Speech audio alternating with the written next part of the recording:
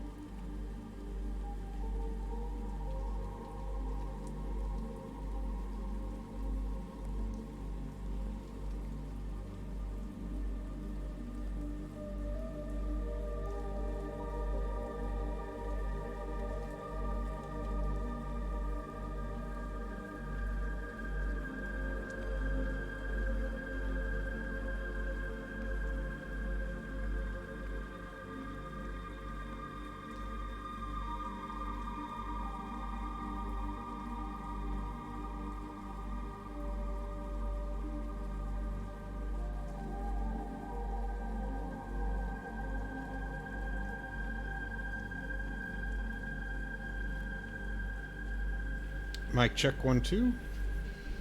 Mic check 1 2 3 4 5 6.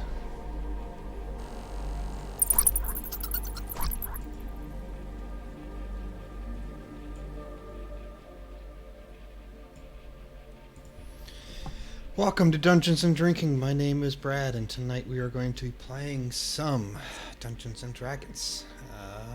We're continuing our playthrough of the Curse of Strahd. We took down Baron von Douchebag, and I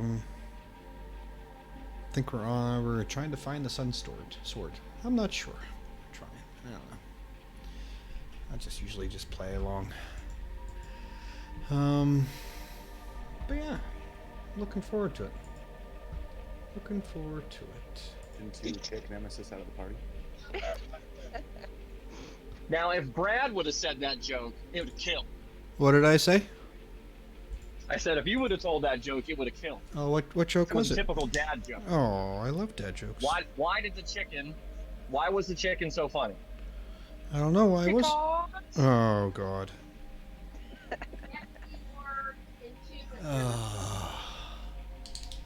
Yeah, that's a good one. Thank you. If that one makes me groan, that's a good one. There you go. I give you full permission to use it. Oh, I will.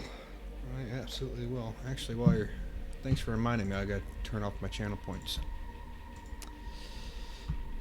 through my thing, so I don't get messed with too much. I realize it's a small portion of rice when you cook another batch. Whoever wants the first bowl can come and eat that. Mom, what do you want turned up? Your mom's the injured one. She gets the first thing. Okay.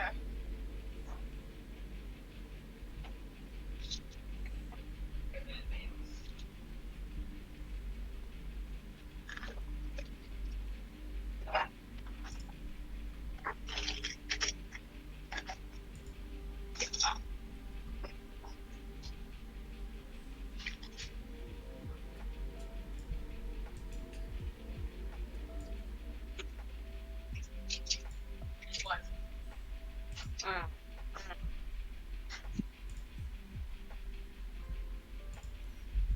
No, no bubbles, sir.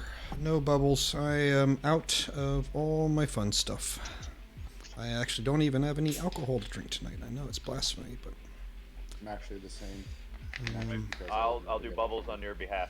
I appreciate Alcohol. that, Hey, sir. if anyone needs kicked out, it'd be Brad for not having any alcohol and or.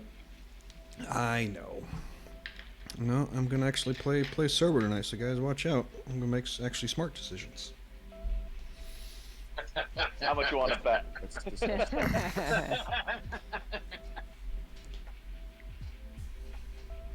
Let's just see about that. How about Yeah, we'll see. There's a long, 3 hours is a long time. That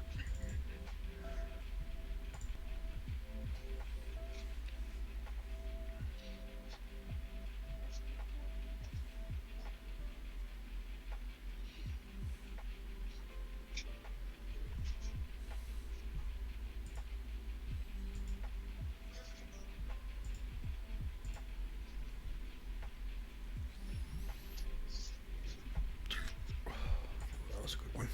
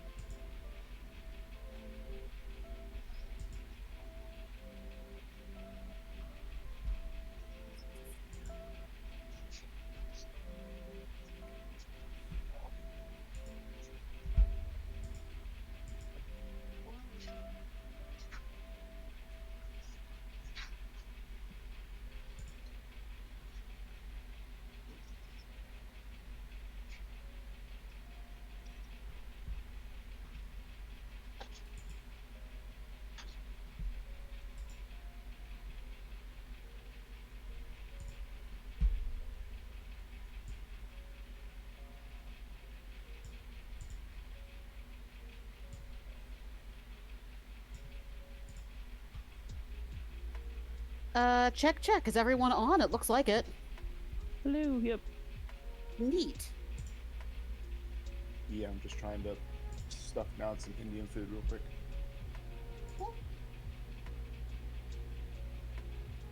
Hey, it's enchiladas. Nice.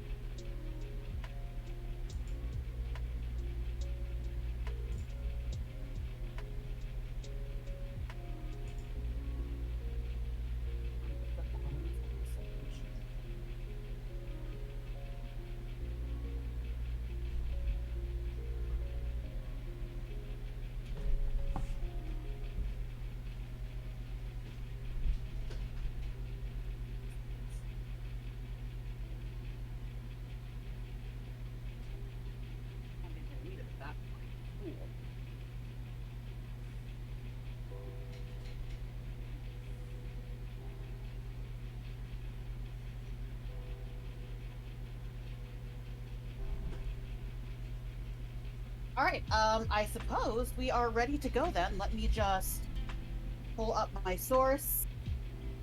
Pardon me, my washing machine is being loud. I can't hear it. Yeah, my microphone's not lighting up. I guess I'm far away enough from it that it's not picking it up. I've got some kind of fancy noise reduction.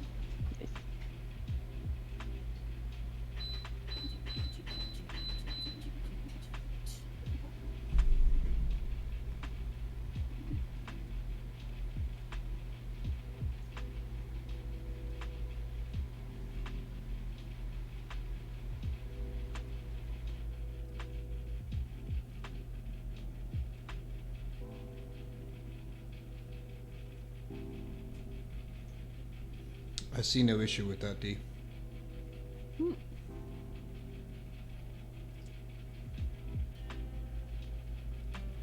Yeah, you're a beast of bourbon. You'll be fine.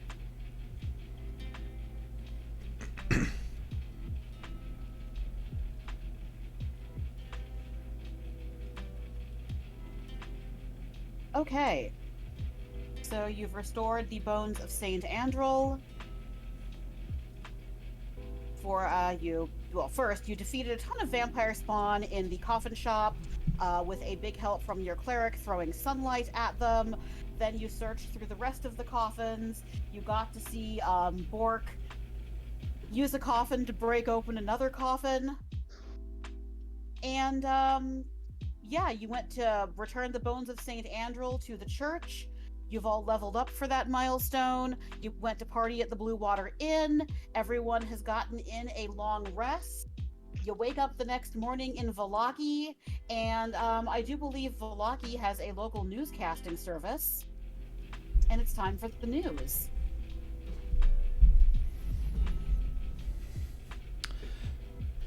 Okay, and this is the news.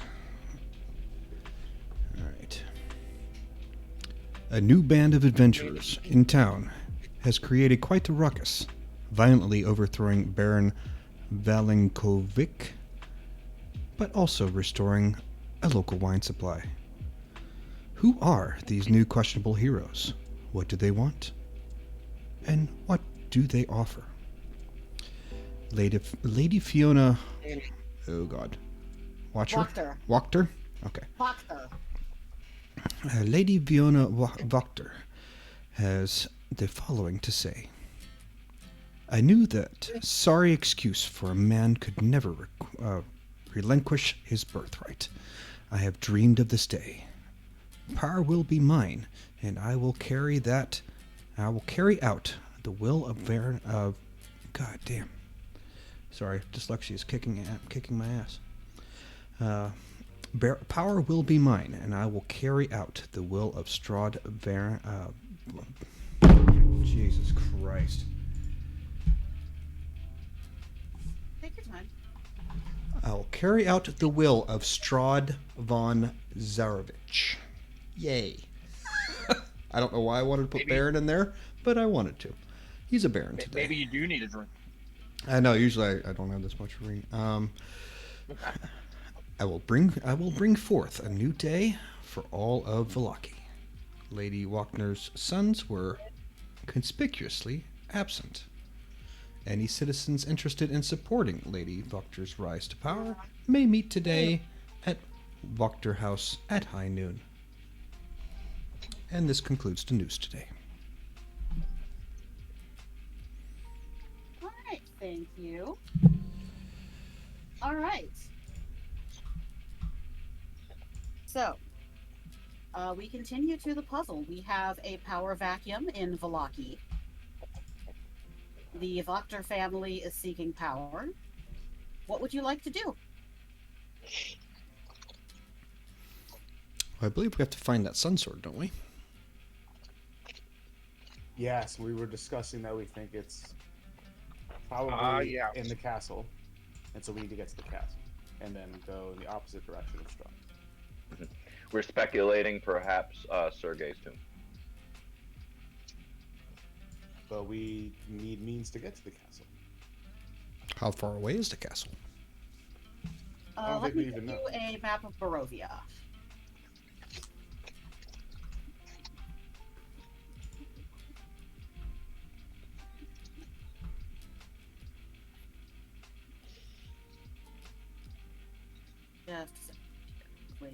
come up.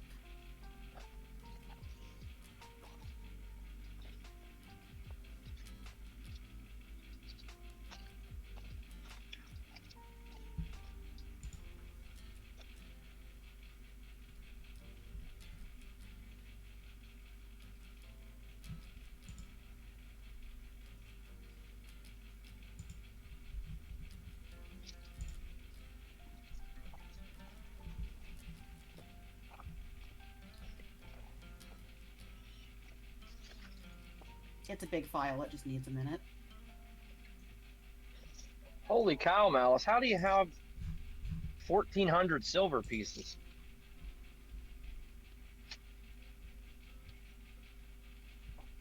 So if you take a look at the map, you are in... Sorry, let me get this up to full size. I looted something where I got a whole bunch. Nice. I remember what I took it off. It was like something like that. Okay, so the town of Vallaki is... I don't even know how much money do I have. On the map, the town of Vallaki is N. Need to get, while we're here, is there anybody I know Theodore's got some pretty, I think Disco can hear you. low armor. His armor class is pretty low. Can we see if we can't find something to, like, bring up some armor class on people? If anyone needs anything. Disco, can you hear Kitty talking, by the way? Oh, shit. Oh, wow, I can see my screen. I'm casting it to my TV. I don't think Disco can hear any of us. Yeah, Disco might not hear anybody. Hello, Disco? Oh, and now Disco just dropped, I think. I can't hear anything. Yep. Oh, Okay, no. Clearly can't hear it. Alright, I couldn't hear anything. Alright, I couldn't hear you. Can you hear me now? We can hear you. Can you hear I us? can hear you the whole time. Okay. Yeah, I connected my TV to my little tablet, so now I can see it. Nice. But so now the audio is going through the TV and not my laptop. Okay, so... Just a second here. Where you are is the village of Vallaki. And Ravens... God dang it, it's giving... Ah! Okay. Alright. Milwaukee. Okay. Embiggen. There we go. Map full size opened in browser. So you are in Vallaki, which is N on the map. Ravenloft is K. I like K. Oh. Do we know if the road is safe to K? Is any road really safe Oh, it's gonna take forever to load. in Barovia? True. Milwaukee. At least we Barovia. know there's a road. Okay, so K, and what's the other one? That helps. N is where you N. are. Okay. I'm gonna find N. Oh, that's a hike. It is a also hike, know but there can was we take that a... teleportation? It's Lake Zarovich. We also know that we could probably, we can probably guilt trip some winemakers into lending us their wagon. Also true. I think we should get some wine. Also true. Elise is Also drinking true. So much. Elise is drinking more now. I mean, why would there? I took another level in Paladin, so I'm equal Paladin and equal, cleric. How does that make you drink more? Paladin. 'Cause I'm not just all straight up holy. Oh, okay. I mean, I was just curious as to, you know, What you if can my god's the god of drink? I'm very holy. you can drink if you want. I don't care.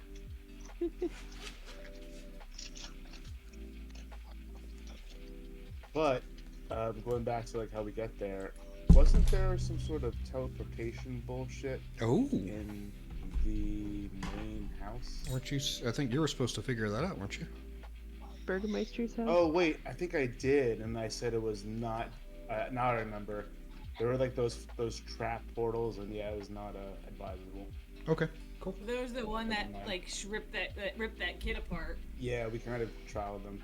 So probably you want to just hit the road, and maybe accommodate that wagon. I feel like once we're at the castle, then we have to deal with Strahd. Well, it's gonna take a while to get there.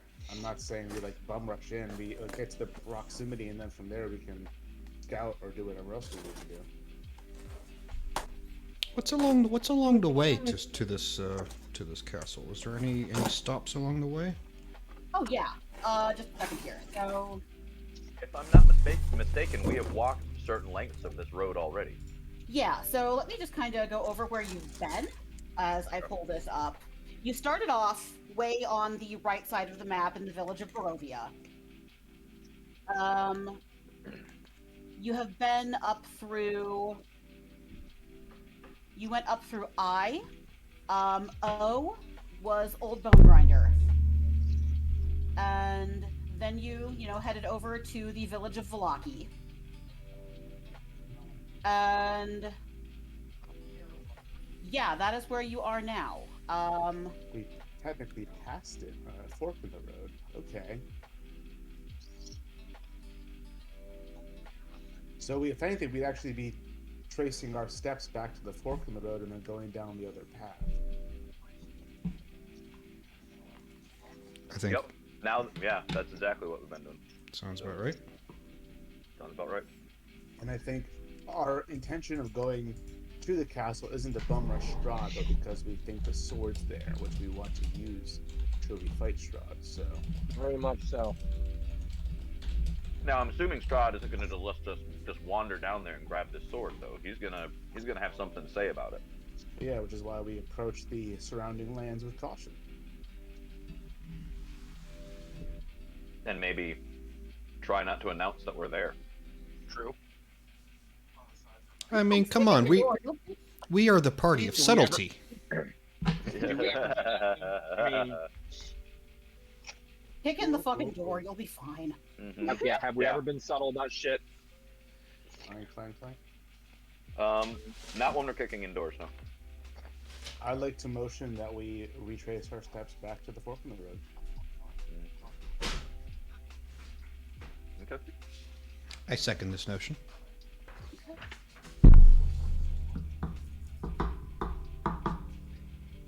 Just a second here. Let me grab the next place you're going.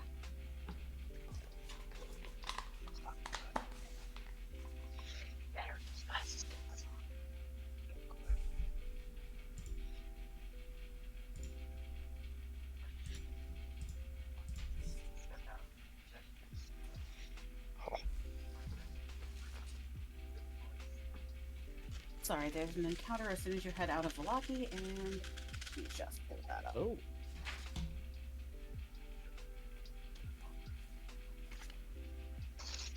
There we go, thank you.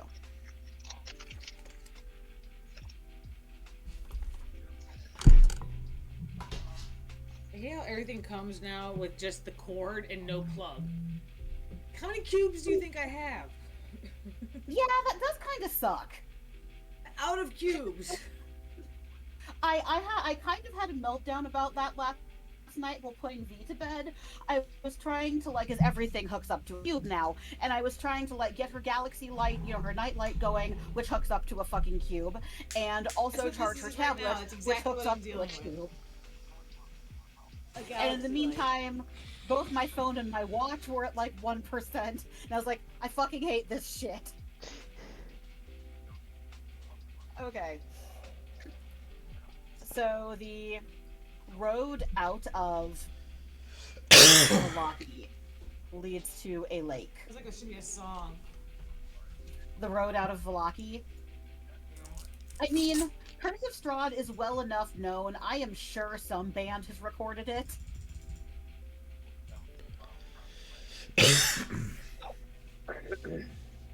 So, if you look at the map of Barovia, up at the top there, as you are heading out of the town, I have too many tabs open.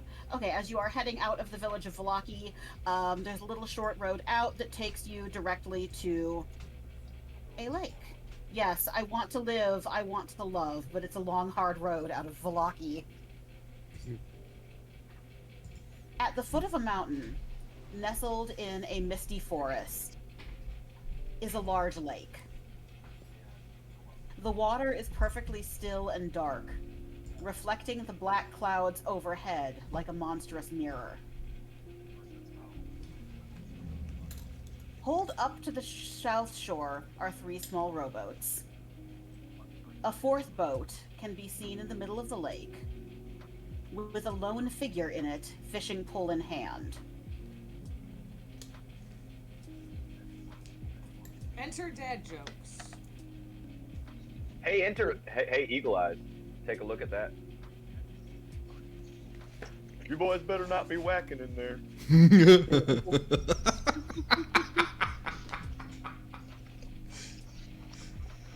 It's whacking.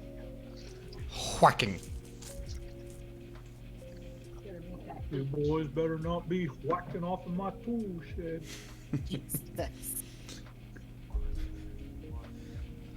Oh, it's such a good movie. It's so stupid. It's such a good movie. Was that Beavis and Butthead Do America? Yep. Yeah, I love that movie.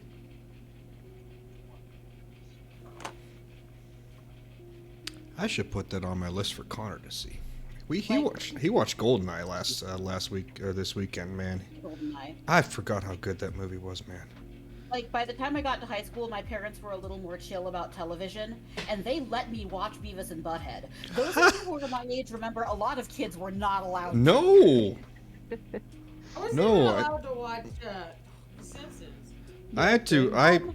I lied to my mom when I said, like, hey, you know what? We're gonna go see this movie instead. Yeah. No, honestly, my mom thought it was brilliant humor too, and she'd watch it with me. That's awesome. When did Terminator 2 come out? 93. Yeah, I 93. was gonna say that was. So my Yeah. dad took me to see that in the theater when it came out, and it was a rated R movie, and I was like 12. Oh, wow. It was freaking great. I bet you were fucking pinned to the screen the entire time. Mm-hmm. Fuck It was yeah. awesome. Special effects were fantastic back then. Oh yeah, that was the coolest thing I'd ever seen in my little life. Oh, Yeah. it blew everyone's mind, man. Still a good movie, yeah. Especially, Alright, so yeah, well, yeah, we could talk about that forever. you're looking into the lake. Who is looking at the lake? I am. Me. Okay. Yeah, D will be trying to focus out there on Okay. Eagle Eye Dee, comment and all. Melise, as you two are looking,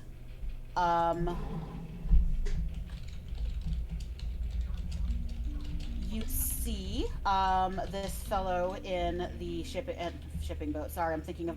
Sorry, busy day at my job today, so I'm still thinking of I was shipping. about to say you at work. Yes, It's a shipment of diapers or something. yes, no. In his fishing boat, you see him toss a burlap sack into the water, and he watches it sink, and then waits with his fishing pole in his hand. Oh, I don't fucking trust that. Okay. Well, shit. He could I just. don't know what the fuck I can do. You said there were other boats? I'm getting in a boat going over. D knows what he can do. So, D is going to, I guess, kind of like strip down if he's going to go out there. We're going to go for a swim. Okay. So do we suspect something in that bag? Aren't there rowboats? There are 3 rows. There's Yeah, I'm in a boat going. Aren't there rowboats? Yeah. Okay, I'm just. Yeah, I'm let's just sure. say D is going to be a really good diver. Oh my god. I would like to He's join already- Melise. He's in a already rowboat. naked, Brad. Let him go. Okay. Is anyone else jumping in to go for a swim, or are the rest of you taking the rowboats? I'm taking a boat. I'm taking a boat. Okay. So, Oh my god. D, as you jump in to swim, Oh, it goes so- backwards. since your character has that new swim speed, I will let you have advantage on this. I need a DC 15 athletics check. I have this over there. It's like a brand new. It was underneath all these papers. 2 19s. Ta-da! Nice. Boom. Okay. I will get back to that as soon as I see who is going out in the boat. Me.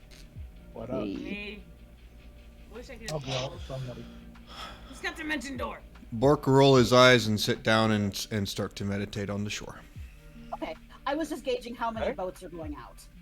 It sounds like there are going to be 2 rowboats. That sounds about right. Okay. I don't really care who's in which boat, but could I have a DC 10 athletics check for each boat? Let's say each boat has 1 person designated to row. Okay. I'll be a rower And since who's I have got the decent higher strength. strength in the boat? If I I'm with do. you, Melise, it's not me. No, We'll make sure I there's have somebody that can 14. row on each thing. Yeah. What was it? You said athletics check, Kitty? DC 10 athletics check, please. Okay.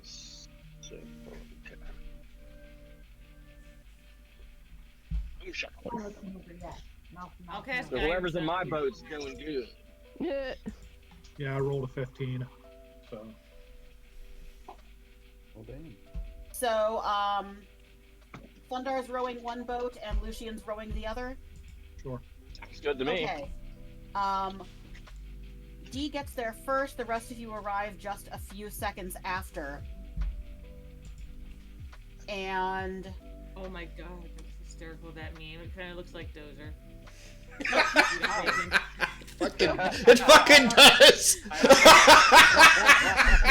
That was Dozer at Camp Undead, man. Right there. Oh man, I'll go. that's funny. Where's the? I can almost see the pontoon boat. yeah, speaking of Camp Undead, I was just making my plans to go buy enough flour to make a round of my cannabis sugar for everybody. Woo! Mm. Oh my. Good, good. So we can have cannabis tea around the campfire at night. Okay, Jesus. so yeah, you have reached this lone fisherman. Even from several feet away, you can tell he absolutely reeks of alcohol. You can tell from his eyes, he's just sort of a husk. There's not a lot going on up there. So, do you want to go into the water after the sack he dropped, or do you want to confront him? Isn't Dozer going into the water for the sack he dropped since he can? He's Mr. I kind of Fishy figured Fishy? since he's got the swim speed. Yeah, that's good. Okay. I'm okay with that. All right. Yes. Can I do my my? Well, not only does he have a swim speed, but this. What? Nice. Oh Deathless shit. nature. Okay. He's a Oh, damn wow. peer. He's a damn peer. Nice. He has his deathless nature. He doesn't need to breathe. That's cool. Okay. So he's gonna go down for an unnaturally long amount of time where you think surely he's died. Okay. So yeah, with the deathless nature and the swim speed, I am not going to make you roll any more for it than you already did. Elise, was there something you wanted to do first? Yeah, I wanted to do the my cleric-y thing to see if he's under any like abjuration spell or anything. Like, you know, the presence of undead, all that. Oh, I'm looking for sure. it. So let me just checking to make sure I give you the correct answer.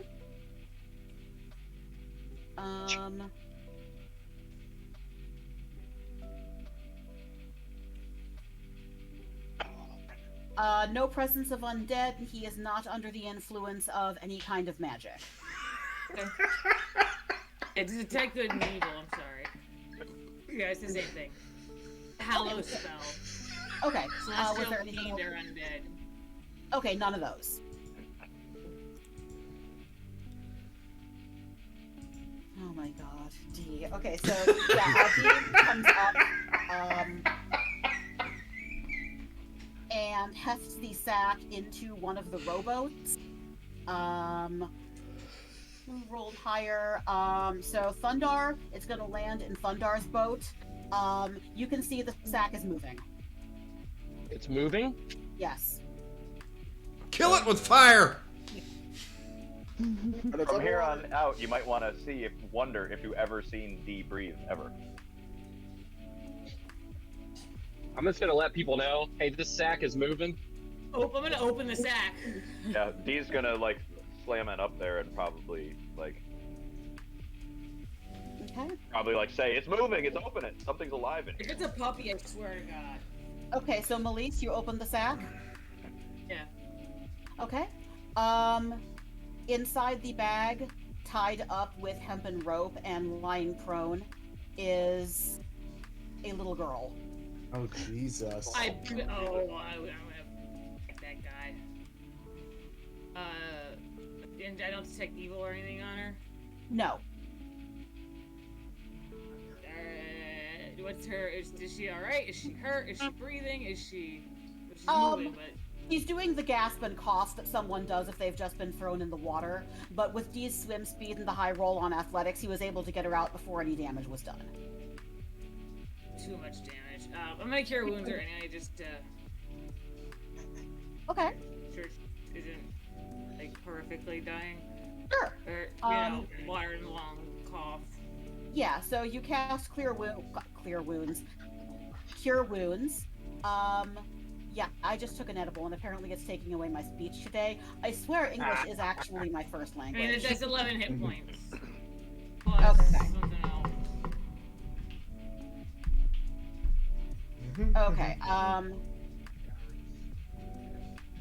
so Melise, she does seem a little bit scared. She probably has never seen a drow before. Oh yeah. Yeah, but they get comfort with me though for the eyes of the eyes of the grave. Oh, okay. My first thought They're is afraid of me. They're intimidated, but they're not afraid. I don't come off as like, what does it say? The haunted one feat is what does that. Oh, the background? Yeah. The heart of darkness. They might fear you, but she shouldn't be afraid. Okay. Yeah, she's a little kid who's never seen a drow before, but she also knows you just saved her. All right. Plus, I look like a cleric. Okay. Probably got a little holy aura going. And you're probably, like, nice. Okay. You can see her. She sort of strains to sit up and coughs up some water. The color returns to her face. Somebody want to handle this guy? Because I'm going to fucking kill him. Yeah, I was about to ask. Is he just rowing away? Is he like completely? I'm going to ask her why did he do this to her? He is just sitting in the water with his fishing pole in. She introduces herself.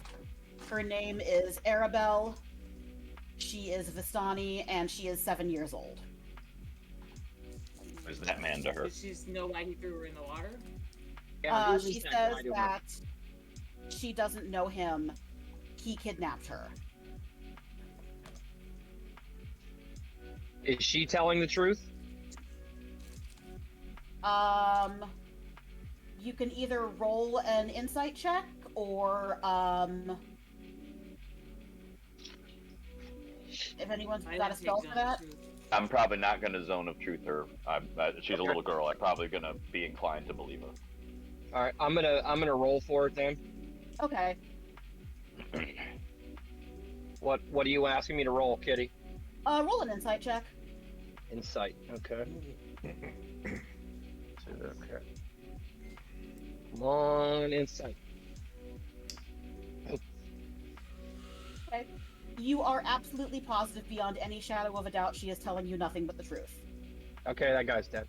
Like, truth, whole truth, nothing but the truth. She tells you that she had never seen this man before. She is Vistani. He snuck into their encampment and stole her in the night. And he is not alarmed that we're there, or he just doesn't give a shit, or...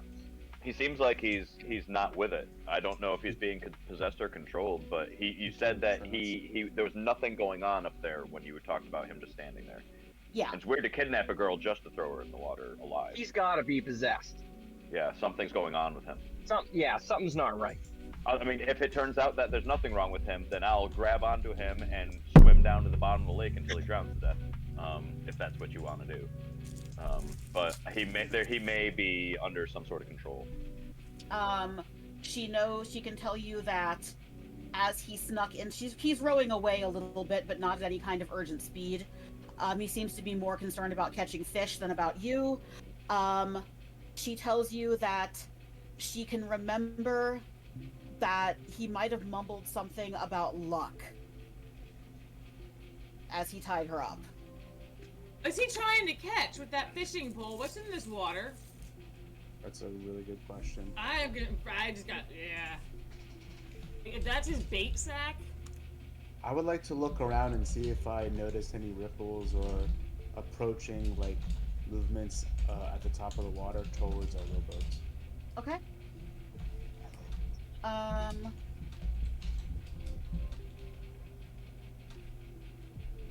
You do not.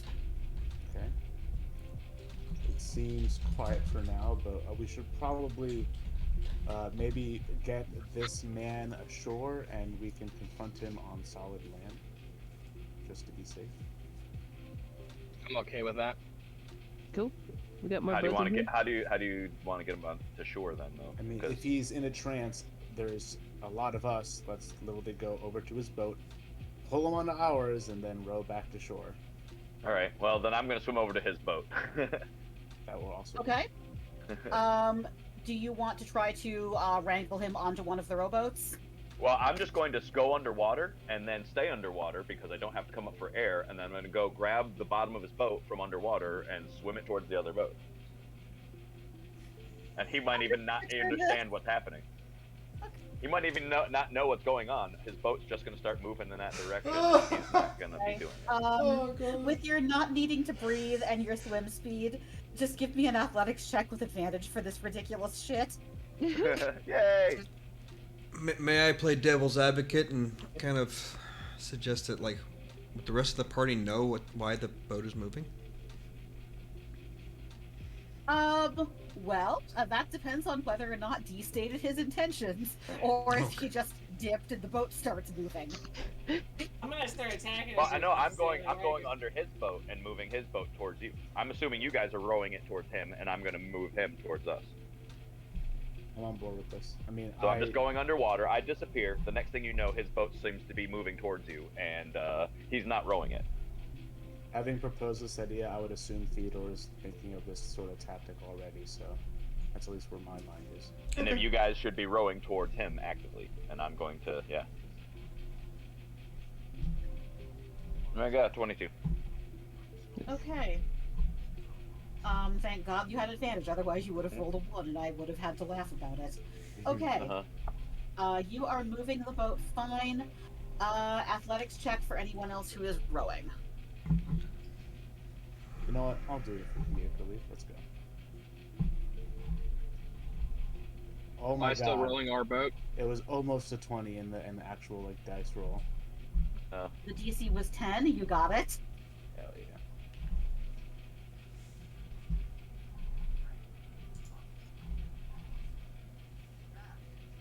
All right. Okay.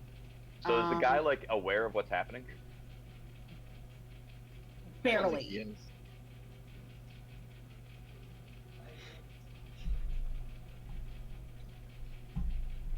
Alright, you are now face to face with this man who seems a little out of it, reeks of alcohol, and tossed a kid in the lake. What would you like to do? Reeks of alcohol. I'm not even going to like try to communicate with him or otherwise wait for him to notice us. I'd like to just basically reach over, grab him by like his clothes, and just yank him into our boat. Okay. Give me an opposed strength check.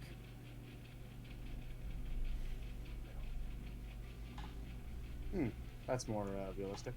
Yeah. You're gonna fall into the water. Someone help me quick! Oh my god! Ah! My books! Okay, you are unfortunately, he does fight you off a bit, you are unable to move him out of his boat. I'll just like turn to whoever else is in the boat with me. A little help, please! I'll give you a hand. Thank you. Okay. Alright, you pull him into the boat. Go to shore.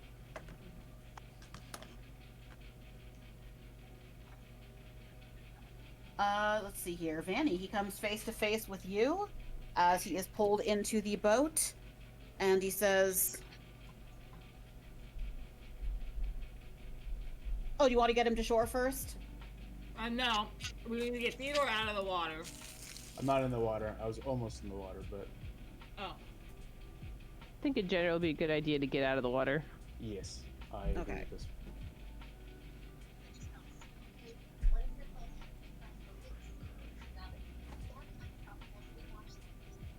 Okay, speaking with a slur, which I'm trying to remember how to imitate a drunk person's slur, but like I think I could only do that if I was blind drunk. I always sound drunk, so even when I don't drink. You don't. I slur.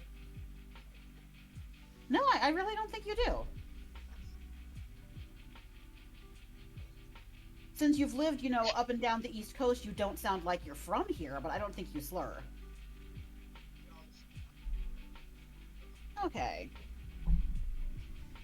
And he says, "My name's Bluto Brogrov. What I do is none of your business."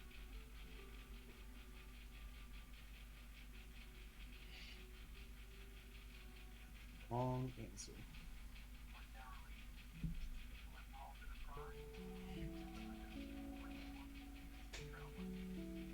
Can we possibly like just double check my inventory real quick? I don't know why, but I have manacles in my inventory for adventuring gear. I would like to restrain this man while we row to shore. Okay. Give me a sleight of hand. Go ahead and have advantage because he's drunk. Don't need it. Oh, dang. Okay. Oh damn! I was about to light him up. Catch these hands. Okay. Melise. Not so tough now. Drink. Well, I was about to light him up. I was just gonna fire at him. Okay. Did you still want to do that, or were you changing your Well, mind not on that? if Theodore's putting him in cuffs. Okay. And 20, I need to hit my vape. We should put the bag over his head. Oh, that's not a bad idea either. Yeah. Not bad. Okay. It So, has darkness on him, but that's gonna permeate around him.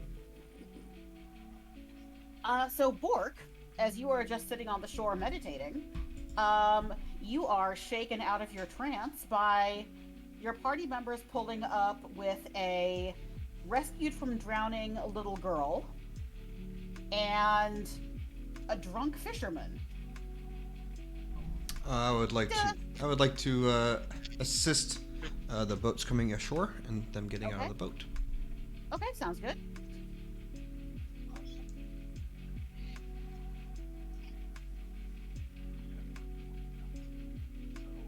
I'm gonna make a roll just to see what my what is it, the symbol of raven kind. We'll see what I get back.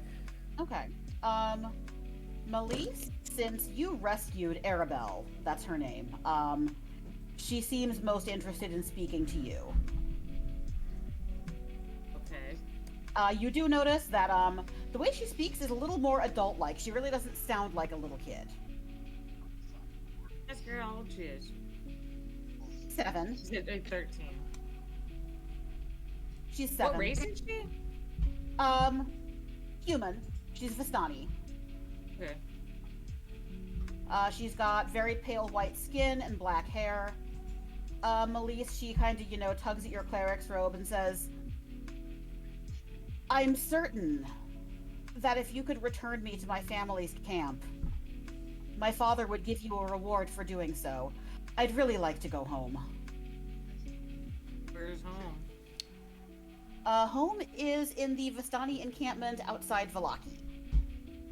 That one we were in before? No, actually, I think it's a different one. It's a different one. Okay. I'm gonna ask her if she knows where the way. Yeah, I'm gonna ask her who her parents are. She tells you that her father's name is, let me put this in the chat, her father's name is Lavash. Okay. So we know who to ask for when we get there. PJ Lavosh. Fetch the bush. PJ Lavosh. Boing. Oh. All right. What's everybody else doing? So you're all ashore. Melise has a oddly mature child attached to them. Well, I would like to maybe get some help in interrogating this drunkard, entranced guy and figuring out what he was trying to fish out from the lake. Why did he need to sacrifice a kid for luck for fishing? Okay. Who would like to help him with that? D would like to be intimidating with him. That's was D's kind of move. Is going to be like try to see if we can get him talking and see if he'll snap out of it, if he's actually there at all, or if basically we're going to be walking, you know, a mannequin over to the Vistani encampment and let them deal with him. So he's going to get intimidating. On that try to see too. if I he mean, snaps. that's fine. And if you If he need doesn't, I will too. if you need bad cop to step in and you know kind of use a little more force to get some information out of him, you know. I'm next. I have a +6 in We're intimidation. just gonna line up. Part of the intimidation will be a lineup of guys ready to. Yeah, just fucking, yeah, we're just all sitting there pointing our fists and stuff. Like, yep, come on. Okay, and Melise, was that you giving guidance? Yeah. Okay. Everyone who's getting in on this, roll for either persuasion or intimidation. Whichever one you want to use. Persuasion.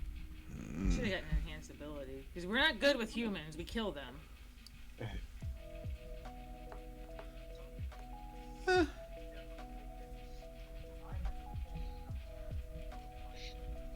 Okay, so we've got Theodore and Vanny doing good cop, and pretty much Lucian, was that persuasion or intimidation? Intimidation. Okay, and we have the entire rest of the party going bad cop to various strengths. Can I roll? Can I roll with advantage because I have dinner? Oh my god. Roll separately for dinner, whichever Yeah, one make you'd like dinner to do. roll. Yeah, make dinner roll. Make dinner roll. Dinner roll. Okay. I gotta figure out what his. I've got his stats for you. What would his? Oh yeah, the direwolf Gotta as roll well. for the goose. I've missed having dinner in our games. Oh. That's So, charisma, right? Intimidation falls under charisma. Oh, actually, never mind. As a creature, a goose has +1 intimidation. Oh yes, he does. Of 19. course he does. Okay. Jesus. Okay. Answer us, or we'll let the goose have it. Pretty bad when the fucking goose is more intimidating than your barbarian. Oh, Fuck. fucking hell.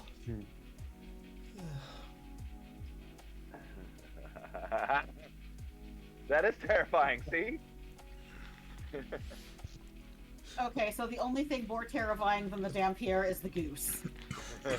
I could see his eyes like going through the party, and then like, last it fucking zeroes down to the goose. He's like, "Oh shit!"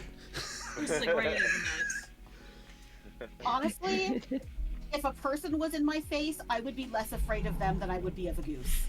Especially like a trained angry goose. Like normally like a wild, but if you see like a trained angry goose, like oh fucking hell. Like, if a person's in my face, depending on who they are, I can either reason with them or I can frighten them back. I can't do that to a goose. Okay. So, yeah, you kind of... He's, barely standing up. He's wasted. And he says, I wanted to catch some fish and trade them for wine at the Blue Water Inn. I didn't catch anything for like a week. Did you know the Vistani are lucky? You're about to catch these fists. I was gonna sacrifice her to the lake to make it give up some fish, Oh. Oh no. That won't fly. That was the wrong answer, sir. I mean, the Vistani people are lucky. But I think I know who's going to be sacrificed to the lake, and D's going to grab onto his collar, and he's going to start dragging him back to the lake. He's going to the bottom with him. Oh, Okay, the rest of the party, you see that happening. What would you like to do? I would like to Let it cheer. happen. Yeah, Okay. I'll just watch. Seems fun. No, All right. I think no. Actually, I'll pray for meditate on his soul passing. But yeah. Okay. D, give me. We're gonna do an opposed strength check. Okay. And strength you said, right? Mhm. Boom. Ah, come on, that could have been better.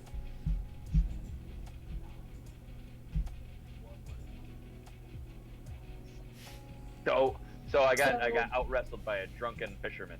He is able to wrench away from you. Would anyone in the party What? like to help? Oh yeah. Yep.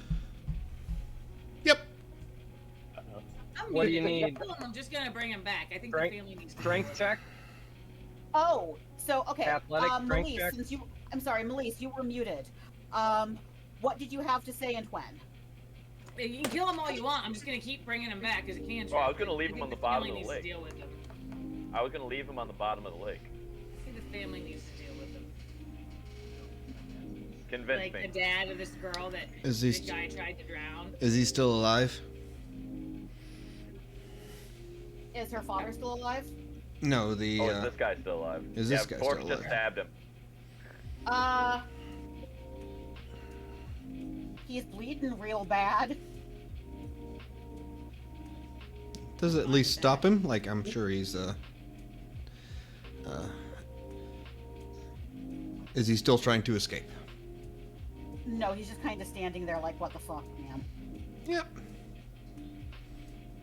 Say, I have pity on your soul, and I kick him.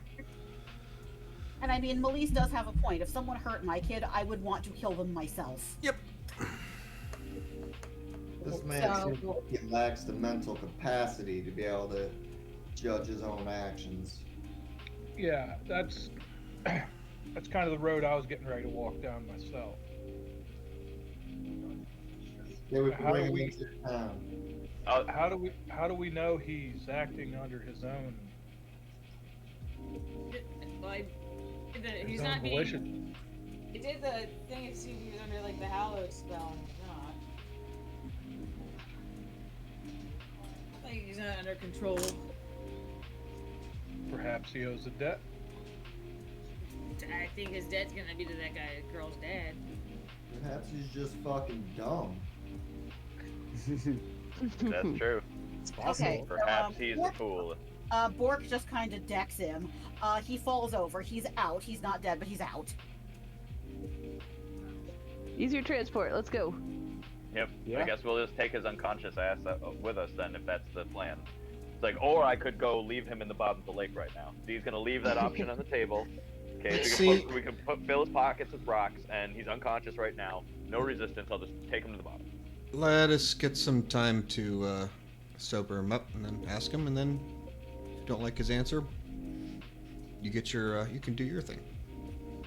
Okay. Or we can take him to the kid's dad. That's not unacceptable. No, he's probably gonna bleed out anyway, so. I would say after getting fucking stabbed, he probably has kind of sobered up at this point. God, you stabbed me. I give him some really dirty, muddy leaves and like, here, hold this against your wound. Oh god. Okay, like a staff infection. Yeah. Here's some staff. Put it in there. Oh, you're bleeding here. Let me help. Okay. Here. So Bork, he kind of looks up at you and says, "I was just trying to catch some fish. You know, the Vistani are lucky. Okay, he's like I just repeating wanted himself. to throw that girl in the lake. Ag him. Thought maybe if I made a sacrifice." D, here you go, buddy. And I'll turn and walk away. All right. So you have one stabbed guy and one Vistani kid. What would you like to do? Let's take the kid I agree home. with Melise. We should take the guy to the kid's family and let them deal with him. Yeah, Kind of I'm okay with that. sounds Alright. like justice. Fine. Justice either way. That's fine with me.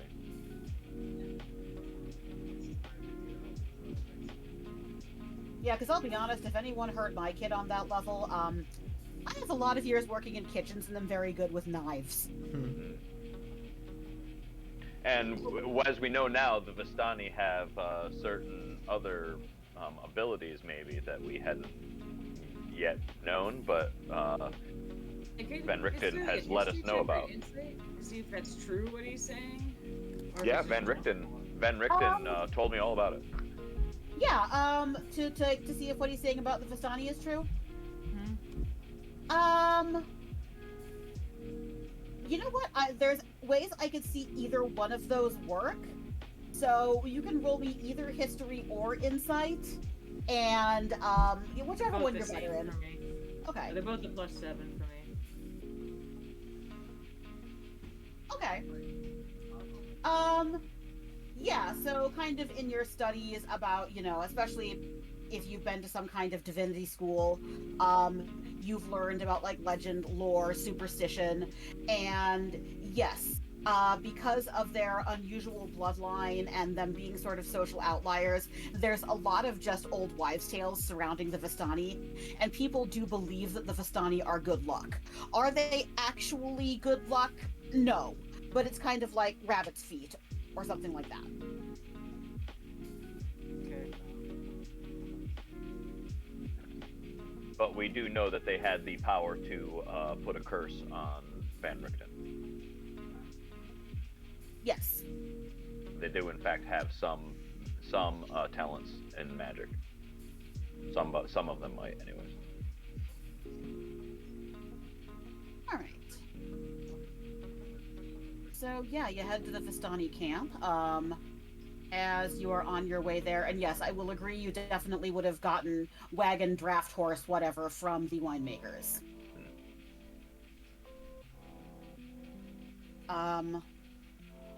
Arabelle hops in the wagon.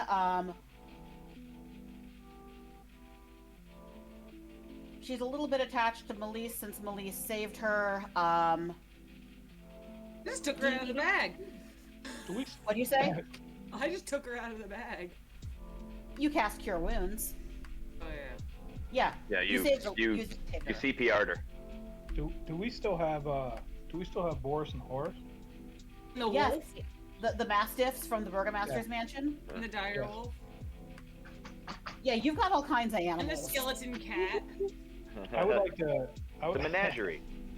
I would like to draw our circus animals in and cast Speak with Animals on Horace and Boris, if Bork doesn't mind. I do not mind. Okay. Okay, I'm going to go over, pull them kind of a little bit to the side, or fall back with them a little bit from the rest of the group, and tell them to stay very vigilant with. What's the kid's name? Arabelle. Arabelle. Stay very vigilant with Arabelle and be very gentle with her. Just be protective of her if you could, please. They all nod in agreement. Dinner looks up at you and says, "So, no hiss?"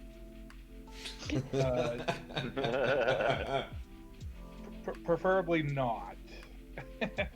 Not with this one. You can keep an eye on the tied up one. So Dinner says, but the girl, protect like egg? Yes. Kiss Like egg. if anyone come near her. Oh god. Sure. No. Anybody that is not a member of this party. Anybody that you haven't spent time with. Okay, so Dinner says, nest, egg, Lock. protect like egg. Yes. Small human is egg. Kind of. Oh god, Dinner's gonna sit on the girl. Don't sit on her. You can sit next to her, but do not sit on her. Okay, Dinner, walks up to Arabelle and sits right next to her, like just physically as close to her as possible, just right on her body, Is and she puts okay? one wing around her. That's awesome. And Lucian, you can see Dinner just says to you, "Egg." Yes. Good Protect job. egg. Good job. And I'm sure everybody else is just hearing, huh? Huh? Pretty much. So Lucian, Arabelle says to you, "Can you speak to animals?" Yes. Yes, I can. That's so great. What is he saying to you? He is asking me if he should protect you and keep you safe. She smiles and pets Dinner's head a little bit.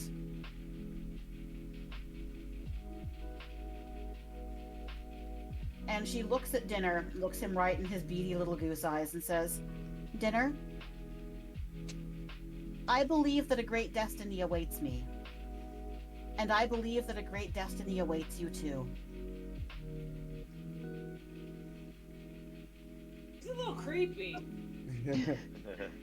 Like, she's not implying that he's gonna be Dinner, is she? Not at all.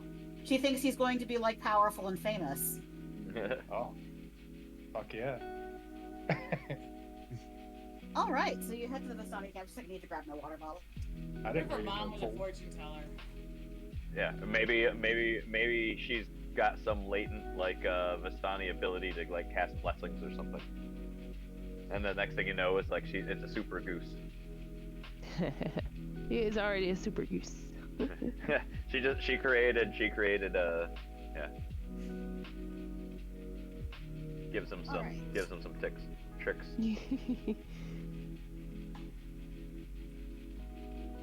Sorry, the cotton mouth just hit.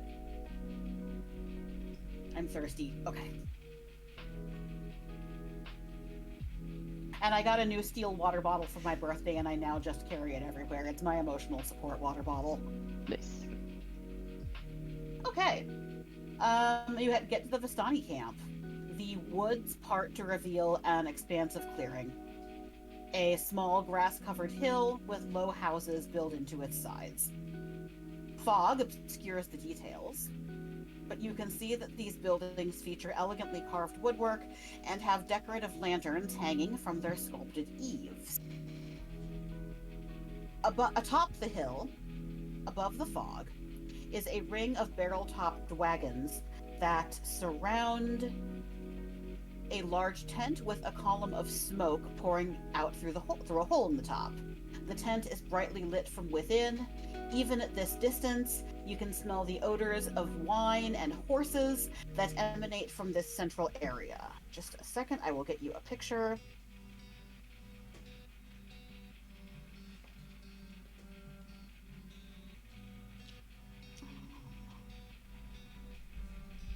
So I've got a map and just like an image of what it might look like.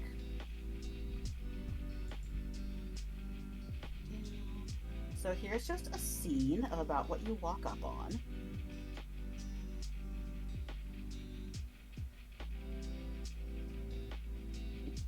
That's a cool wagon. Yeah, wow. It's massive. Fuck yeah. And yurts. Yeah, I it see looks yours. like a yurt on wheels. Yeah. That is the most badass wagon I've ever seen. Any of those sweat lodges? Fucking Donner Party wouldn't have died out there. When I was growing up, my family spent our summers in a yurt. I love yurts. I hate to admit that like it's just my legacy and destiny in life, but I will probably be a yurt camper at some point, just like my folks. Yes. Because yeah, all summer we'd get to live in a yurt and just be I would become like a semi-feral child.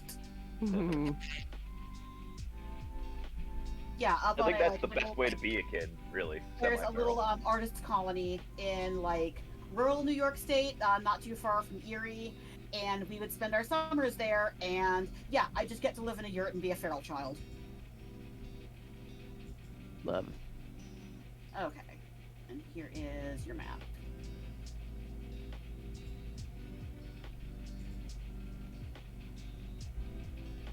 Oh wow.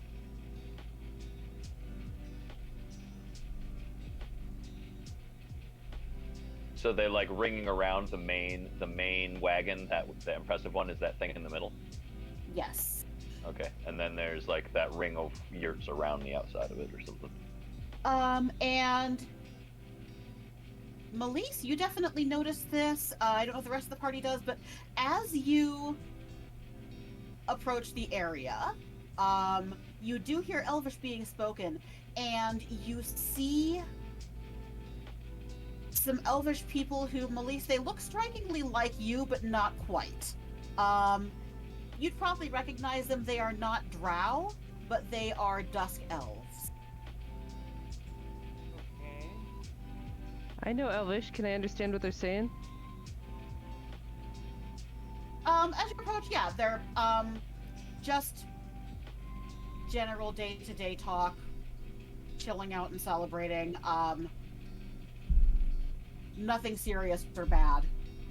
So this encampment, this serves as a permanent campsite for the Vistani and their allies, the Dusk Elves.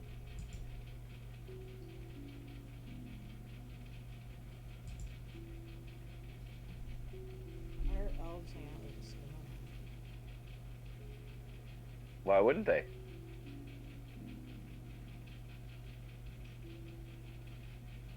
So Elves yeah. are kind of elitist. They don't really like.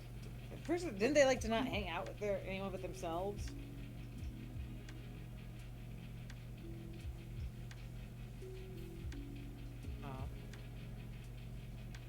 Oh. Not necessarily. But it depends. It depends on the world and the theme and stuff. So, but it can go either way. The Also, drow you can clearly walk hang out on. with themselves. Yeah. Yeah. Yeah, there are cultures that do, but yeah, some do, some don't.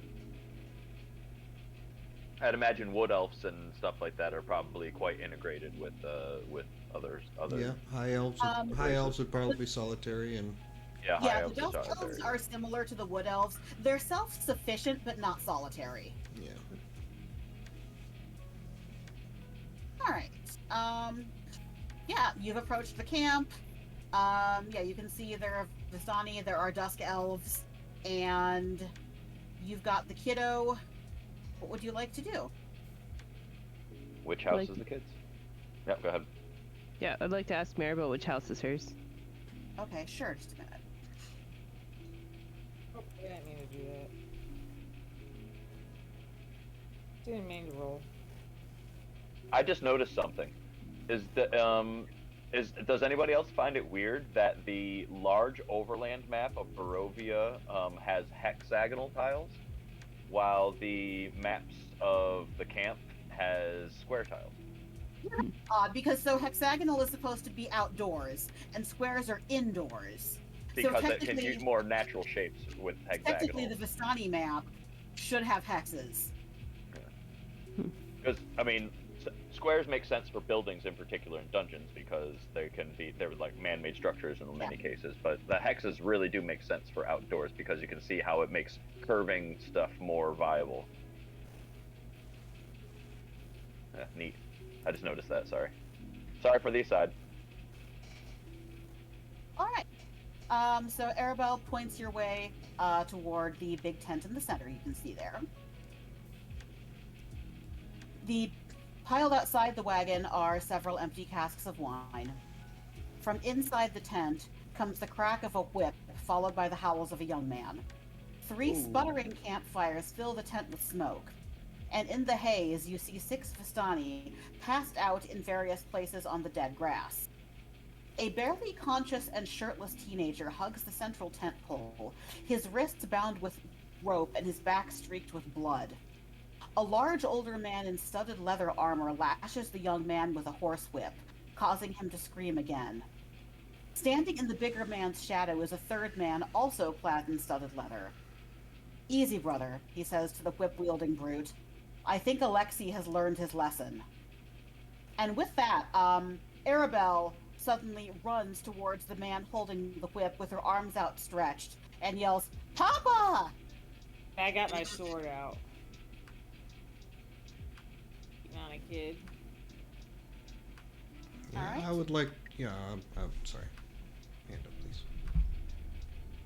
Yeah, Anda, what did you say, honey? I said I pull my sword out, beating on a kid. Okay. Do you approach him or anything? Oh, aren't we approaching? Okay, I was just seeing if you were. Yeah, go ahead and approach. I mean, we're all approaching. Okay, cool. Would you like to talk to the guy who was holding the whip? I'm just seeing what happens as we walk up. No, I do not want to be the voice of the group. I'm just, as we walk up, I pull my sword out as he's beating this kid. Okay. What would anyone else like to do? Bork has his hand raised. Oh, I'm sorry. I have the source open, not the chat. What's up, Bork? I would like to ask this man what crime did this boy commit that would deserve such a harsh punishment? He failed to keep an eye on my daughter.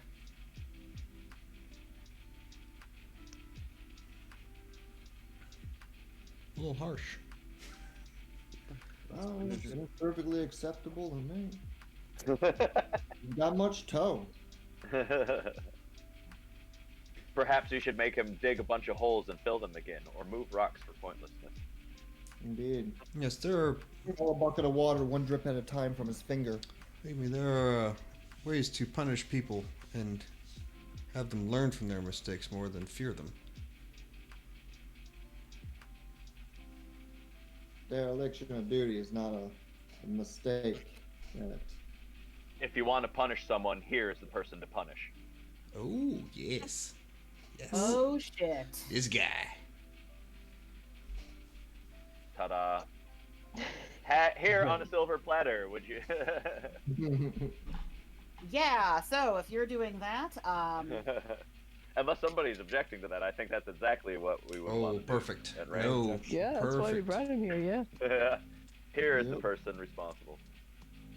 okay, you can see him. I mean, he is really not with it because Bork fucking stabbed him and he has dirty leaves over his giant stab wound. And so he just kind of mumbles. He's, barely standing up. I just wanted to catch the fish to get the wine. Vidani are lucky. Hasn't he been saying? Has he been saying that same thing over and over again? Yes. That's not right. What's Have we checked that out before? Did I miss that? I mean, we don't have a dispel magic.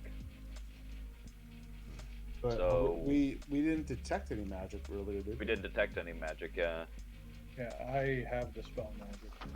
Oh, you do? Yep, and I can cast detect at will. So would you have detected any magic on him yet? He is not under any magic. No, he's just drunk and stupid. Yes. It seems to be drunk and stupid as far as we're concerned. Okay. Yes. All he he's ever says. Straight up drunk and stupid. That's fair. Okay. D. He looks you up and down and says, "Who is this man?"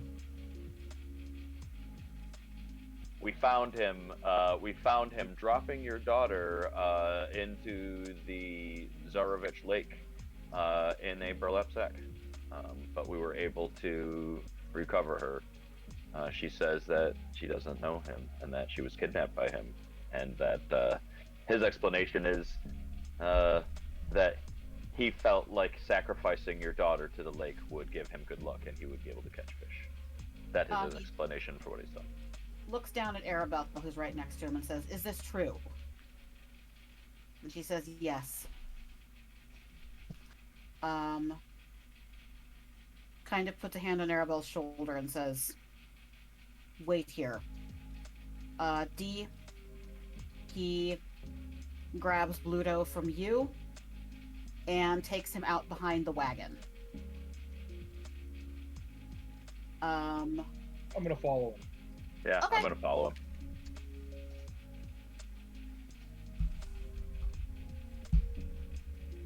All right. Anyone else following? Yeah, I'll come along. Yep. Okay. Bork, what you got?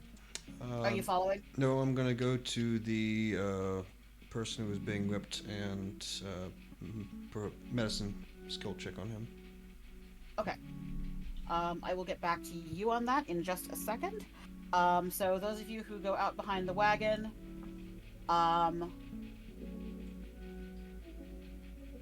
you see Lavash. He sort of utters a curse in Vistani, forces Bluto to his knees, and cuts off his head. Damn.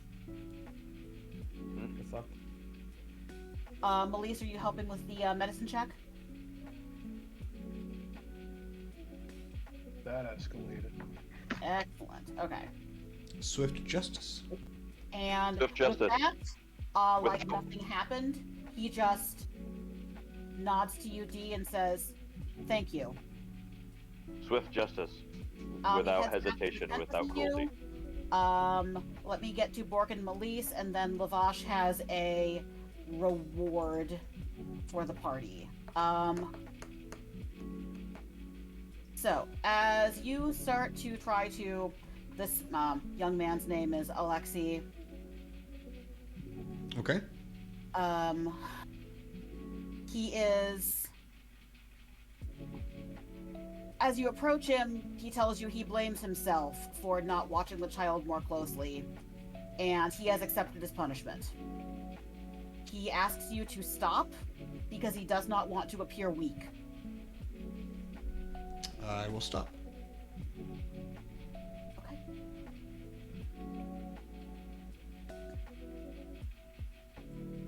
Okay. Just a moment. So, Lavash says to the party, "Please, I owe you. I owe you something. Let me show you what I have." And gestures towards another one of the wagons. Where would you like to? Go with? Are you going with him? Why, certainly. He said reward. We are simple folk. Shiny objects. It's like, and here's your reward, you're to mine. Haha, thank you. Sprung my trap. He's gonna Okay, pop so- and be like, what the fuck? He takes you to a barrel-top wagon. The door is secured with 2 iron padlocks. He pulls a key off his belt, starts to undo the locks. Each lock requires a different key.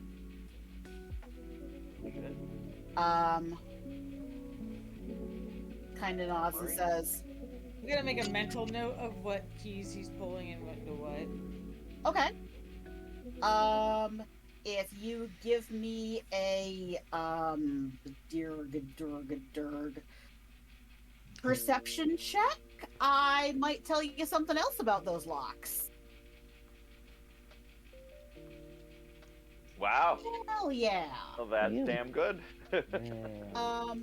So each of those locks, as he unlocks them, you can see that he is disarming a poison needle trap. Nice. God damn it, Karlach knows all about those. Yeah. Carla can tempt you and crack into that in like seconds. All right. We'd rob the whole thing. They'd probably scoff at the marksmanship, like, oh, this was Shoddy lock. yeah, whatever. Oh, they're So still using this gear? Wow. he opens the wagon and says, "This is where we keep some of our nicest things." And he shows you the following and says that the party may take one of them. Whoa. Oh, whoa. That's that Electrum. I forget what that was. EP. Yeah, those right? are Strahd coins. Strahd coins.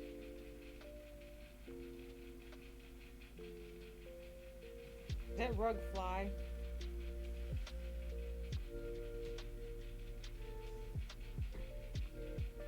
Sadly, no. A wooden throne with gold inlaid or crystal. So a lot of this stuff sounds. Whoa! just A like- rolled up 10-foot square rug with an exquisite unicorn motif. That has my attention also. Uh huh.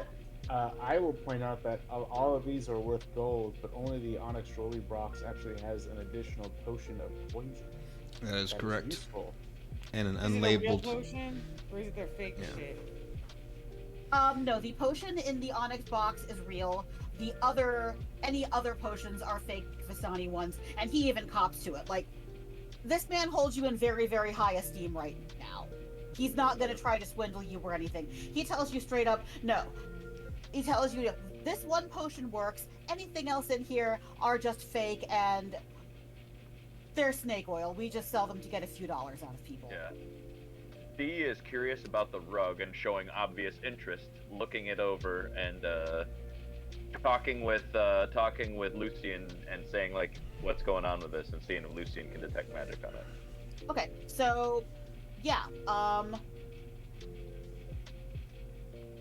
the party may have any one item. Just work together and decide what you'd like. I would like to vote for the jewelry box with the actual potion of poison in it. Yep, I would second that. I'm gonna cast detect magic. On the rug? Yes. Okay, and I'm gonna write down what votes we have for what. So we have A wooden throne inlaid. I don't know what the hell we're gonna do with a wooden throne, even if it did something cool. No, I don't think. I carried my goose around on jewelry the box. Lucian detect magic. It reveals that the rug is not, any sort of magical rug. It's just a real good rug. It really ties the room together. There it is. I was gonna say, someone tell me you got that joke. Okay. It's just a rug. Yeah. All right. Yeah, then I guess the poison sounds good. Unless we care about just gold. Gold is just useful too. Gold is always useful. Vote we take the gold. Because I'm just trying. Gold. Also, Onyx jewelry box with gold filigree. That's a lot of gold too. and we need things that these items may be used to barter as well, along the way.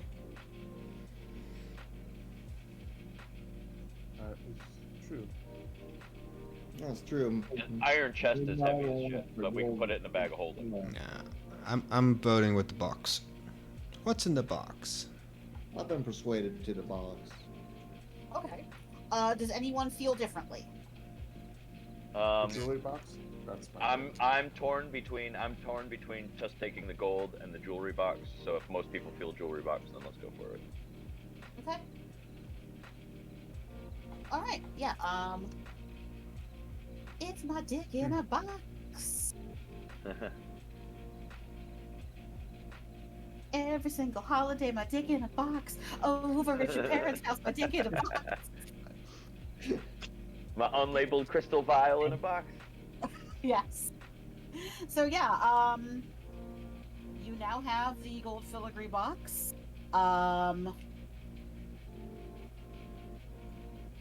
He nods to you. And you have gained the absolute esteem and friendship of the Vistani because, you returned their child. What would you like to do? Let's ask if they have any knowledge of the whereabouts of the Sun Sword. Okay. I like this. This is a good question to ask. Yeah, just a minute. I know how to work this in.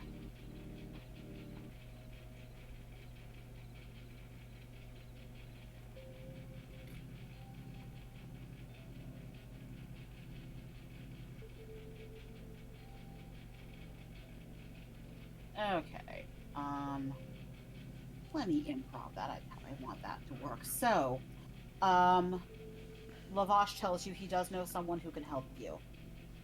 Yes. Good. He leads you to one of the houses at the base of the hill. Once you outside the door, there is a grim, gray-cloaked figure. Lavash tells him, at ease. And you head in.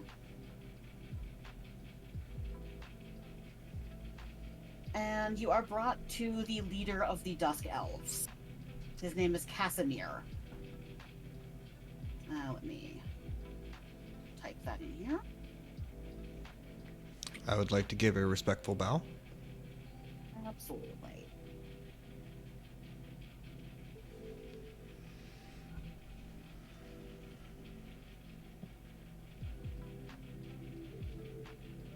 Okay. That's a mere Vezikov.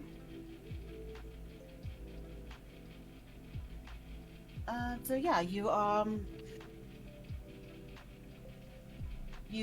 are face to face with Casimir Velikov, the leader of the Dusk Elves. There is, a decorated vestibule. There's a room with a fireplace where he's sitting. There are some small statues of elven deities and a tapestry of a forest.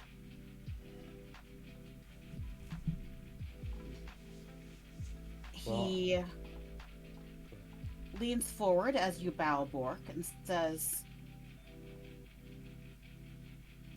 "What do you seek?"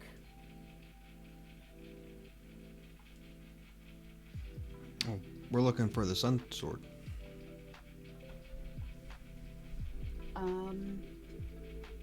He takes on a more meditative posture, and you see his eyes kind of roll back in his head. He's sort of gone somewhere else for a minute. After about 15 minutes or so, he seems to return to reality. And just a second here, making sure I get all of this in.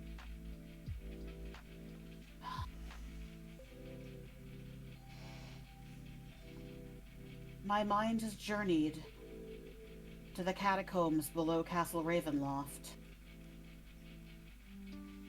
The spirit of my sister has long languished there. I believe she has repented for her many sins.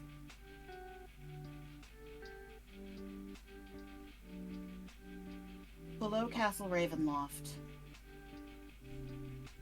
you will find the tomb of a guy who has a name that I definitely am not trying really hard to remember right now, because this is not where I thought this is not where I thought the party was going tonight. Long ass. Curveball. Yeah. Glad I didn't print the map out yet. Yeah, because I didn't think the party was going there tonight. Y'all threw me a massive curveball. Just 1 second while I grab this guy's name. There we go. That's where I wrote it down. Get you a little background on this guy.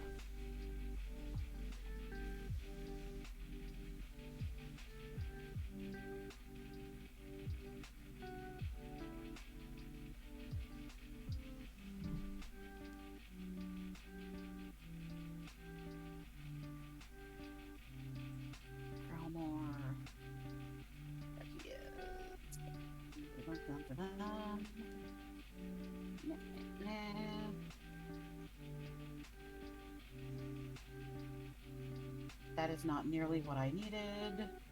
Just a moment. Take your time. We're being patient. We can sit here all day. No worries. You want me to do a trivia question?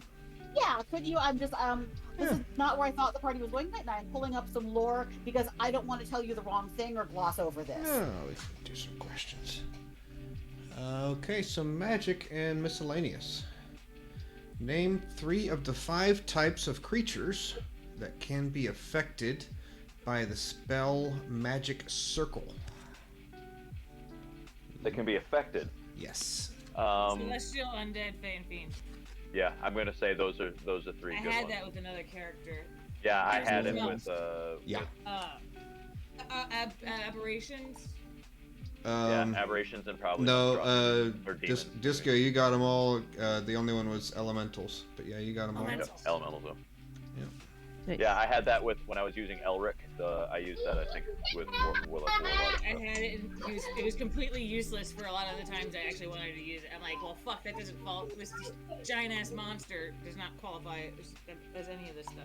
We're just I Okay. think Spain has them as well. My small human has come in to say goodnight. Just Night, let me Mika.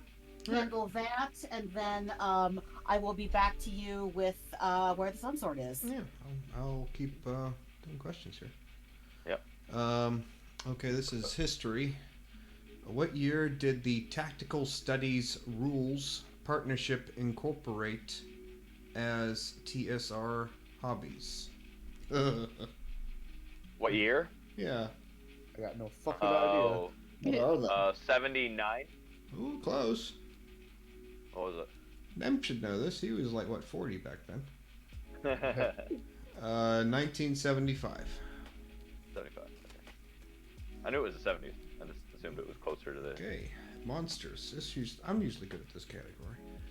A vampire can polymorph as long as it is not in sunlight or running water into which of 2 other forms? Oh. Mist or bats? I think it's fuck. Depends on. Okay, so it's just a vampire. I know. Yeah, it's bats. And mist, I believe. So I don't know if that counts as a creature. I'm gonna say. I'll say wolf. Oh, you're right.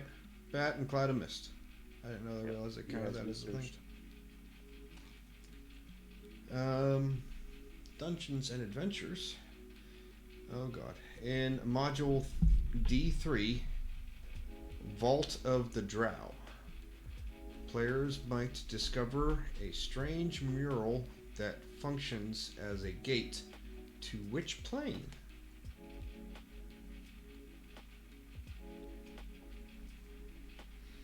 Can you repeat the question again? Yeah. Tomb of the Drow. In Shadowfell. Shadowfell. Dungeons and Shadowfell, Adventures.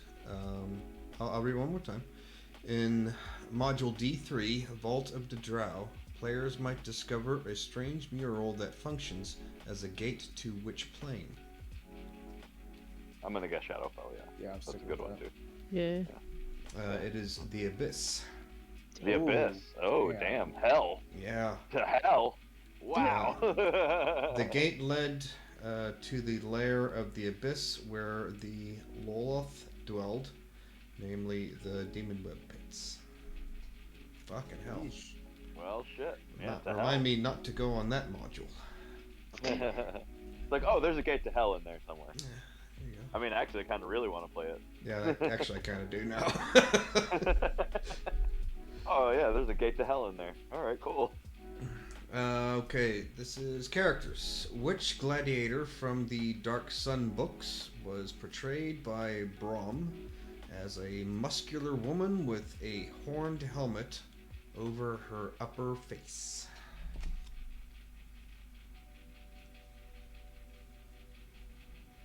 Haven't a clue. Yeah, I don't No know. idea. Yeah, Neva, Neeva. Okay, and then cosmology. Mother Tamara's House of Graces is a finishing school for young ladies in what large coastal Faerunian city? Mother Tamara's House of Graces is a finishing school for young ladies in the large coastal Faerunian city. In which large coastal Faerunian city? I'll just go out of the limb and guess I'd like to. Baldur's I'd Gate. like to poll the streaming audience. Yeah, if there's anyone, we got 3 people watching, so I don't know. If any of you guys know. What was your answer? All the streaming audience. What would you say, Abra? I said Baldur's Gate. No. That's a material plane, I think. Oh, I thought it was material plane. It said Faerunian. He said Faerunian. Yeah, Faerun is the material plane for like. It's a continent. Standard D&D universe. Yeah. Oh, the continent. Okay. Waterdeep. Waterdeep. Oh, Waterdeep. Oh, damn it! I was gonna guess that. Yep. All right, back to. Yes, I am back. Oh, you're good. All right, cool. Yeah, I was saying I was back. I was like, why are they ignoring me? Oh, I'm muted. Sorry. Okay. I'm back. Yeah, pretty much. I'm like, wow, guys. I guess you just don't care. Okay. The Dusk Elf leader comes out from his trance, and yeah, he told you about his sister's spirit languishing in the catacombs of Ravenloft, and he tells you that the Sun Sword is in the tomb of a wizard beneath Ravenloft. The wizard's name is Growlmore Nimblenobs. What? What? Growlmore Nimble Knobs. Oh, that's... What a rough life they must have had. Holy hell. No wonder he became a wizard. Like, who's gonna show them? Wow. Okay. Nimble Knobs. Wow, alright. So, his tomb beneath the castle. We have our objective, we just need to get to the castle. Maybe we can see if he can tell us how to get it, or how do we get to the castle without attracting all of Strahd's monsters. Excellent question. I want to produce my map of Ravenloft and also hand that to him. And see if he can mark out where things might be coming from. Okay. Wait, you have a map of Ravenloft? Yeah, I got it from a woman earlier on. I drew a map based off of her descriptions. Oh, okay. So we we charted one basically. Yeah. Okay, cool.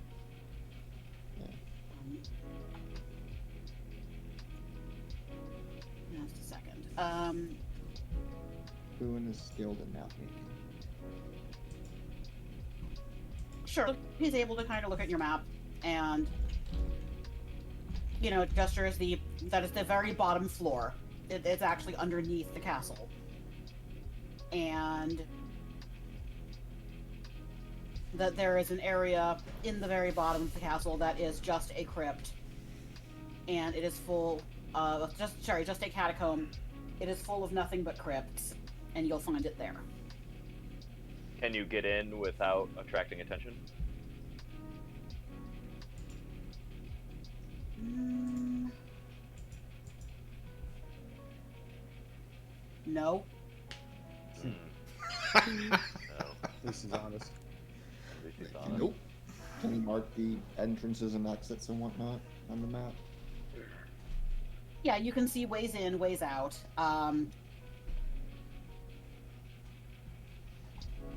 What is it guarded by? You say there's no way to secretly get in, so what is this place usually guarded by? Excellent question. Guarded, is mostly guarded by animals who are controlled by Strahd. Oh. Sometimes Strahd himself in the shape of an animal. We've dealt with these animals before, as you can see, and I point back to our menagerie of of pets. But having Strahd say, I don't think we can change him. I don't think we could turn him. That would be tough.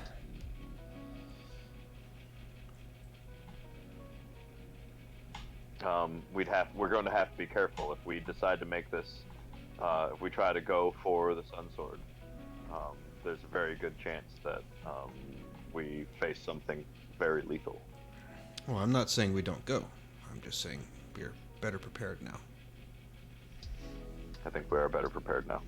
And the Dusk Elf King says to you, Strahd may not attack. He prefers to toy with his prey. Do you wish to destroy Strahd? That is our Of goal. course.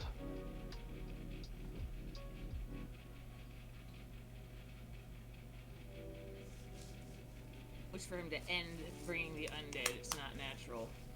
Okay. He asks if any of you have heard of the Amber Temple. Are we there? I have not heard of the Amber Temple. It doesn't ring a bell to me. Thought No, we... this is church. No? What is this That's Amber? not the temple at Kreshk, is it? It better not be that one at Kreshk that we haven't gone to yet. Okay. So he kind of gestures for you all to sit down. And he would like to tell you a story if he may. Yay, I love stories. All right. My sister, Katrina Velikovna, was once Strahd's bride.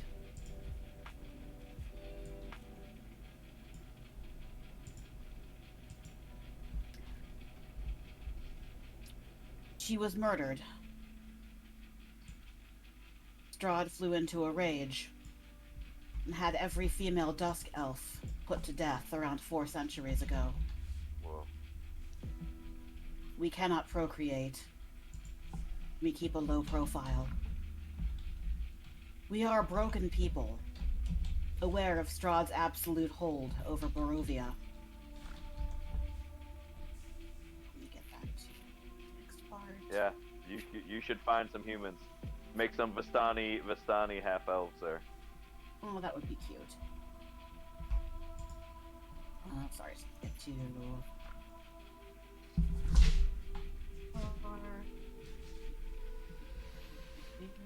Okay. Oh, cat. Cat. Yay! Yay! Hit points your feline agility. Oh, feline agility as always. Okay. I'm going hit points because D is taking. Hit points. Okay. Yep. Hi, Hestia. Hi, thanks, Hestia. That way, if my cat jumps on the battle map, it's something to be happy about and not an annoyance for all of you. And you're just gonna drape your whole tail across the battle map. Okay. It's so fluffy. So yes, he tells you, I am burdened by dreams sent to me by my sister. Her spirit is in the catacombs below Castle Ravenloft for centuries.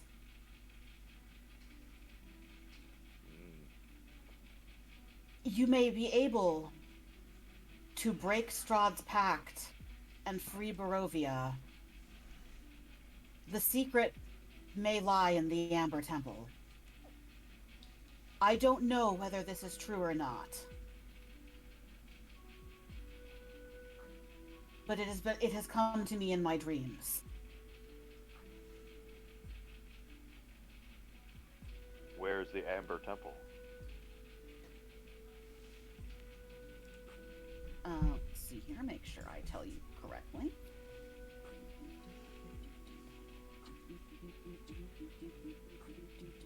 Amber Temple.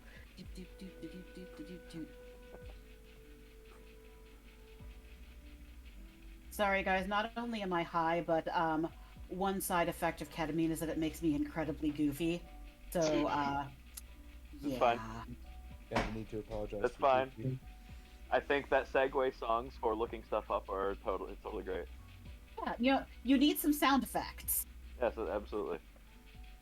Okay, sorry, I'm just trying to find that on the map. Okay, so the Amber Temple is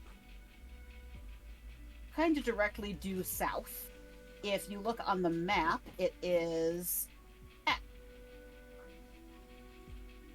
Would you say X? Mm-hmm. Oh, it's completely the other way. Unless you climb across the mountain. Or take the river. Oh. That might not be bad. Okay, On no river. we could take the river from Lake Zarovich down to down there, and it would probably be way shorter than going all the way around. Since we are somewhat close to the lake still, are we not? Mm-hmm. With boats? Yeah. Wait, we have boats? Yeah, we No, remember we went out on the somebody. lake. Yeah.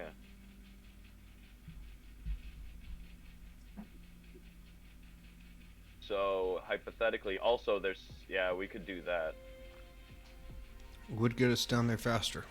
It would get us down there faster. And then if we had to, we might be able to even return. I don't know how strong which way does the stream run? I guess it probably, if it's not too fast. Because it looks like there's lots of lakes. Oh, didn't they say it was pretty still when we were out there Yeah, last? pretty still. Yeah, it's pretty still.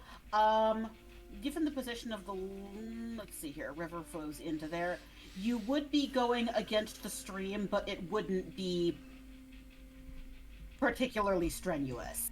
Right. And then on the way back, we would be heading back down to the lake, right? So the return trip would be easier. Yes. So if that sounds like a strategy, that might not be a bad idea. We could go down there. If the Amber Temple is something that they say we should go explore, then maybe we should go explore it. I agree. And who knows? We may pass other adventures along the way. Okay. I've got a quick question. Sure. If he can't procreate, then how does he have 2 children? And why the hell is he beating the shit out of his son? If he... No, that's that's the Vistani. That's Lavash. Oh, I see. Okay. That makes sense. I missed something.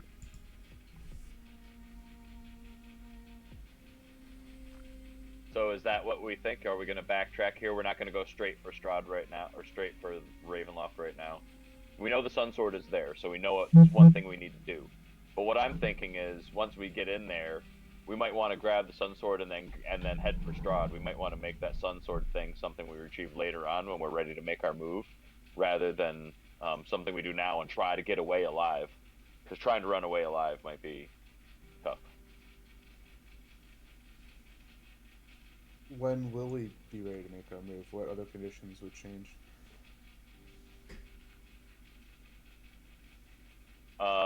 I don't know. Just right now, I'm not sure that we've faced anything that leads me to believe that if Strahd came down for us, well, we could go for the Sun Sword now, I suppose, if you wanted to. But this guy seems to think that it's important to go to the Amber Temple. I say we go to the Amber Temple. There. I say we go to the Amber Temple. Yeah, can you read back what he was saying about the Amber Temple? Sure. Sorry about that. Also, I feel if we are in the castle of this man, this creature, I do not want to exit just to come back in to kill him. So, yeah, I don't want to fight through it twice. We should fight through when it we go there to get the Sun Sword, we should go with the intent. We should go the rest of the way to kill Strahd. Yes. So the Dusk Elf King's sister was, 300 to 400 years ago, she was one of Strahd's brides. Okay.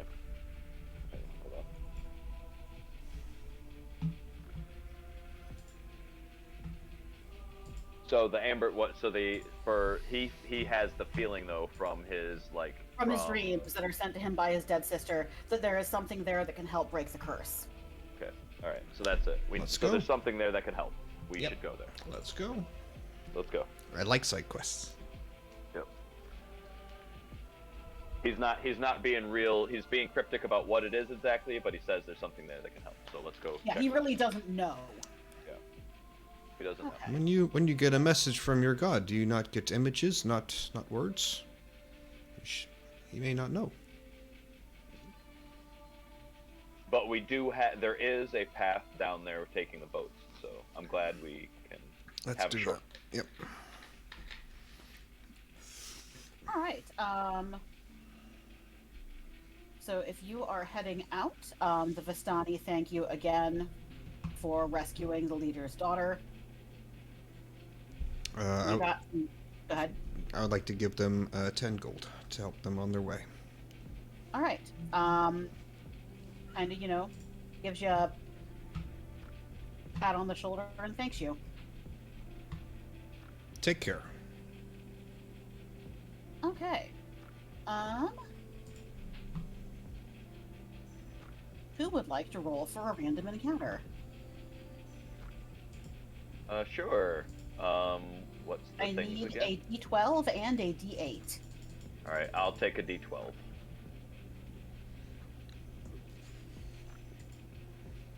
Just because I haven't rolled a D12 in a while. Oh, a 1. What does that mean?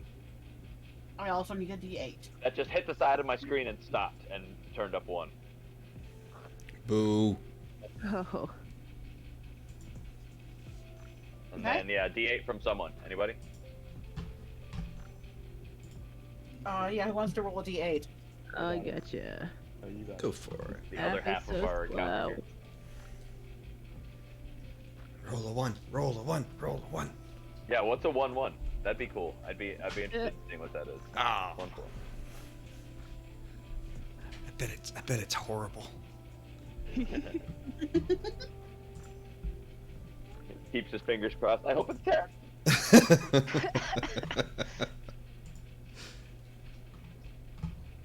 Just a moment. You encounter a just off the side of the road an unmarked grave.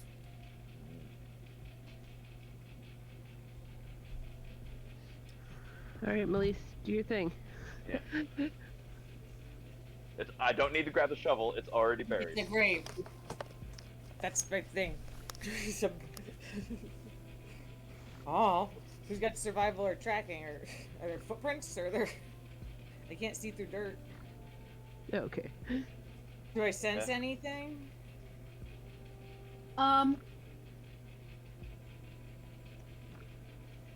Maybe 60 feet, I think. Okay, so Do I see anything? Because I also have my crazy vision. I'm gonna say, because you have your divine sense, And my 120 dark vision. yeah, what you can sense is that you're pretty sure that what is in the grave isn't undead, but you can feel a slight undead presence.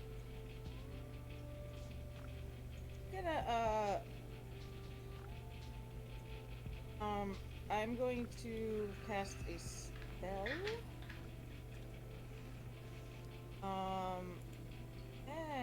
Sorry, I was trying to use my mouse in a weird way and I didn't like it. Then it's not a concentration. Wait, was that what I was gonna do? Yeah, I do want to cast a spell. I'm gonna cast. I'm gonna cast Bless on. Oh, that is a concentration.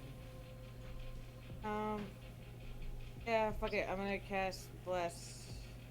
Okay. On who on Theodore, on Orc, and on where's the other one? On Lucian. And I'm gonna pull my sword out. Like there's something here, not in the grave, but near. That's not. That is undead. Okay. What does bless do?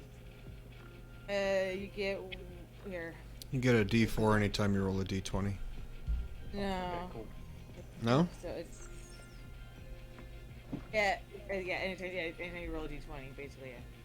It was for saves as well. Attack or and saving saves. throw. So it's combat oriented. Bless is Combat for oriented. combat, and guidance is for out of combat. Yep. Okay, cool. Thank you.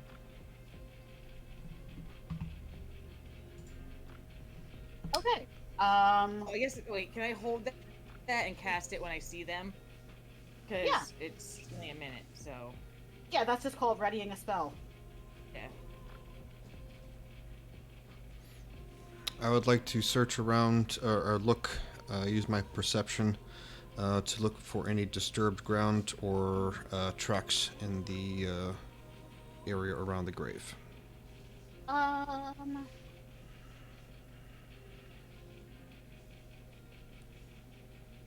sorry, I'm high. You want to use your what? I want to see if there's any disturbances. I'm looking for tracks for bad things. If this grave has been recently disturbed.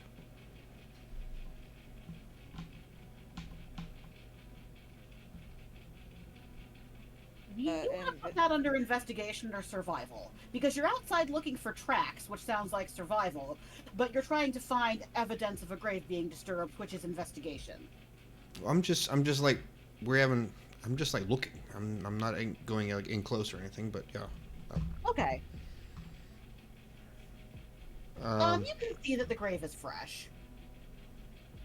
Okay. Do I see anything with my 120 vision?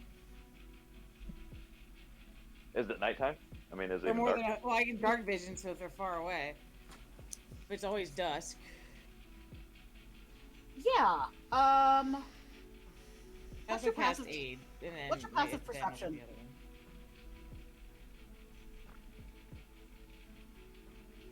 What's your passive perception? Stupid high.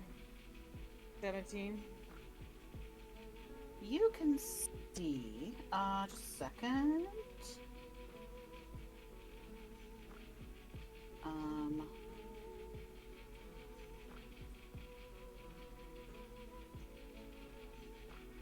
Let's see here. See.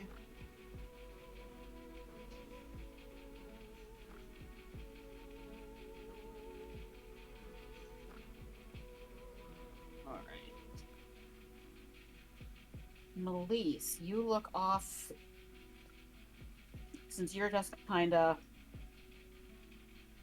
as you're staring on in towards the woods, you happen to notice. Just a second, I am sending you a private message.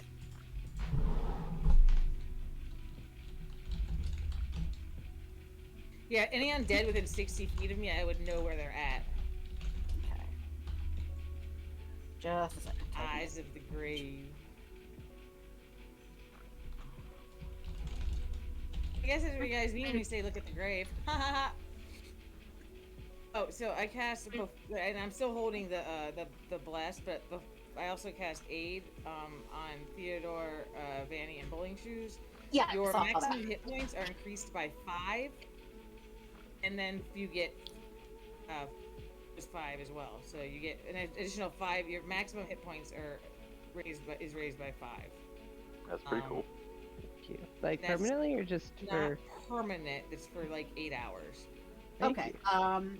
Disco, check your private messages. That is what your passive perception sees. And Bork, you can tell, yeah, the grave's recent. No fresh footprints, but definitely Creepy ass scarecrows coming towards us. It's about 100 feet away, and there's about 5 or 6 of them. Some creepy ass scarecrows.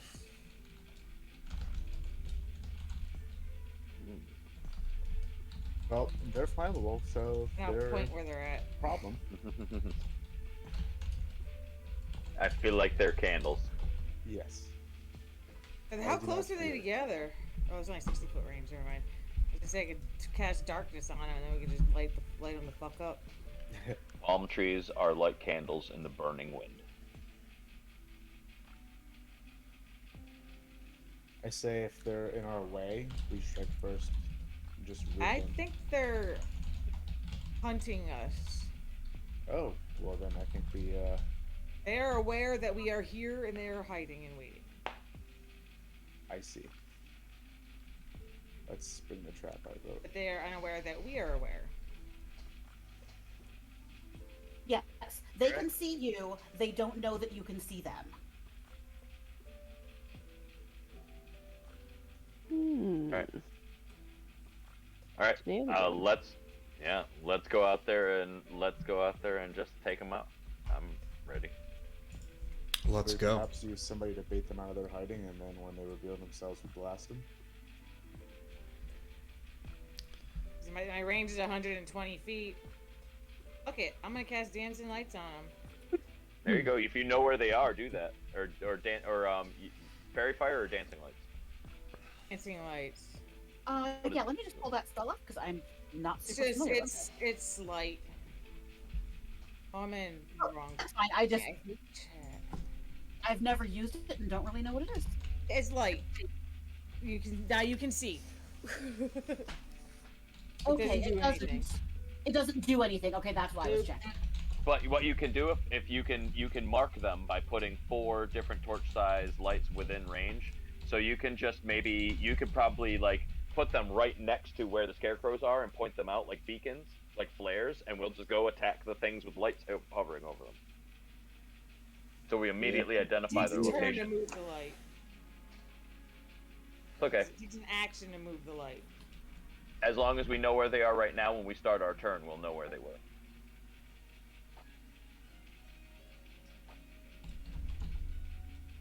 All right, yeah. So, yeah, there are some scarecrows just staring at you approximately 100 feet away. They are watching you. They are moving towards you fairly slowly. Roll for initiative. Oh boy. I think I'm gonna make the lights look like a person, like a humanoid, like kind of in front of them. Draw them out at it. I'm taking off my headphones a second so I can set up the map. So if you need to ask or tell me anything, just put it in the chat. Does anyone know if feline agility gives you advantage on initiative rolls? I do not believe so. It No. gives you double your speed. Yeah. Oh shit. Oh no. Oh, It's basically like a dash action, I think. Yeah. I don't know if it doubles your speed or adds 30.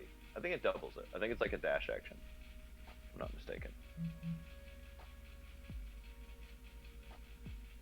Yeah, feline agility double your speed, so okay. And you can use that as a bonus, or Yeah, I think actually feline agility isn't even a bonus action. I think you just invoke it, but you only get to use it like. Yeah. I think you only get to use it like once per long rest or something, so it's not something you get to use often. I'm not sure it even takes a bonus action. I think you can just do it on your turn. Yeah, it's an I'm instant. not positive. I think it's an instant, yeah. Yeah, I'm not positive though. I'd defer to Tabaxi players. I should play a Tabaxi at some point. I would have fun with it. Do Thundercat. Yeah, Thundercat would be very fun.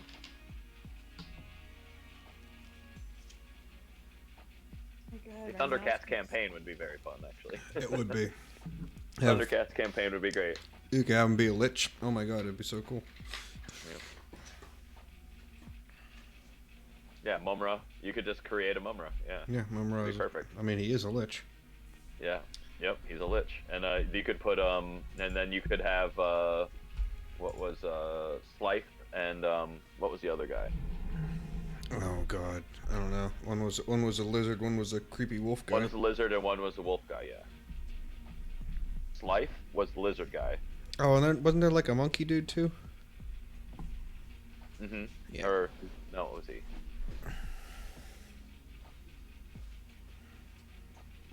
Monkeyan. Yeah, his name was Monkeyan. Monkeyan, yeah.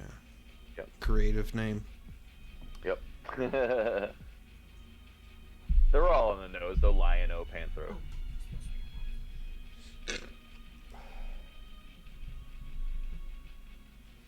Oh, I gotta find battle music. There you go.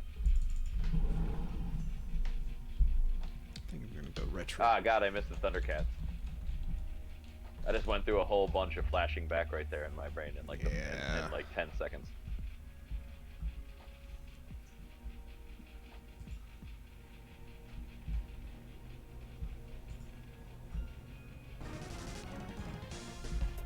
Oh yeah.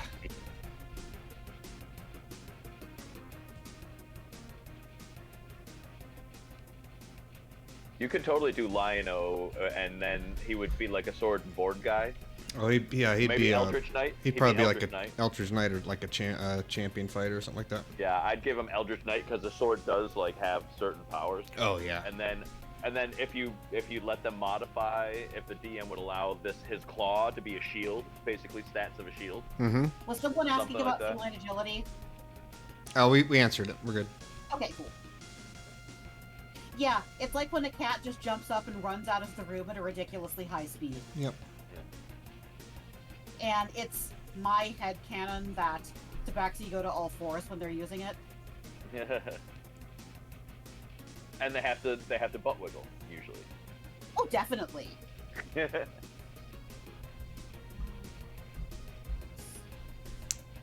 No, but Tigro would definitely be he'd be a monk. Yeah, or maybe an illusionist too, because he had like magic. If there's like an illusionist. Oh, he'd probably be like a that. ranger. Yeah, there was a lot of that. Like he was pretty. He had magic. Yeah. And then Panther was like a barbarian. Oh yeah, barbarian fighter. And Chitara could be a monk too. Mm-hmm. Because of speed, just raw speed, Chitara would be a monk. Everything you could do speed-wise. Yeah. And then you got the two rogues. Yeah, you'd have the two rogues, Wily Kit and Wily Cat. It'd be great. Yeah, it'd be really fun. That would be fun. Yeah, because you could just do like there's a smaller feline style race, right? Smaller than the. Oh, the back- Felis. Oh, there's a Felis. Felis. Yeah, I guess you would. Wily Kit and Wily Cat would. Be Yeah, that. you guys met one. It was Kupo. Yeah, Kupo, right? He was one of my favorite characters I've ever played. Yeah. Kupo was neat.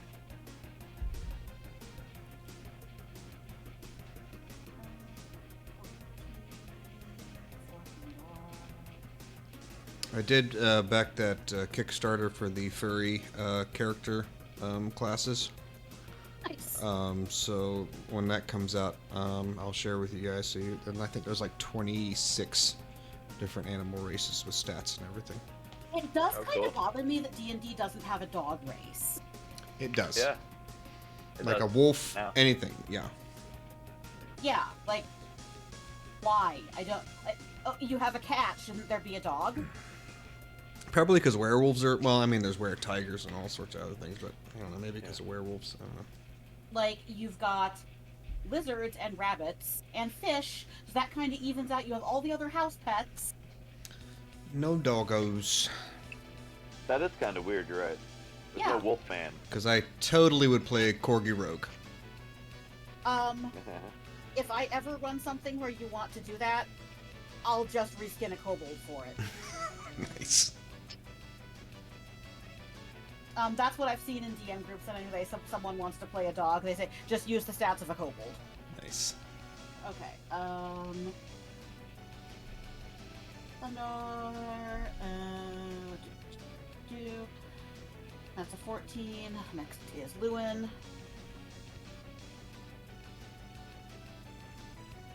How about being one of these as a?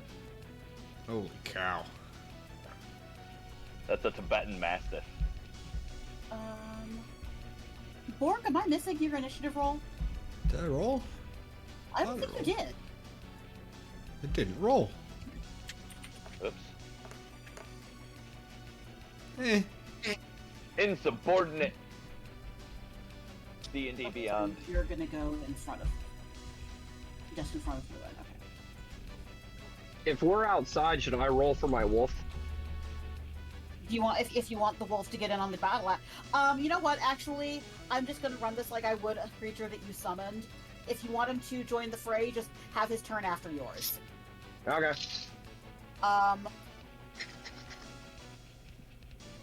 Remember that though. No one else will. All right.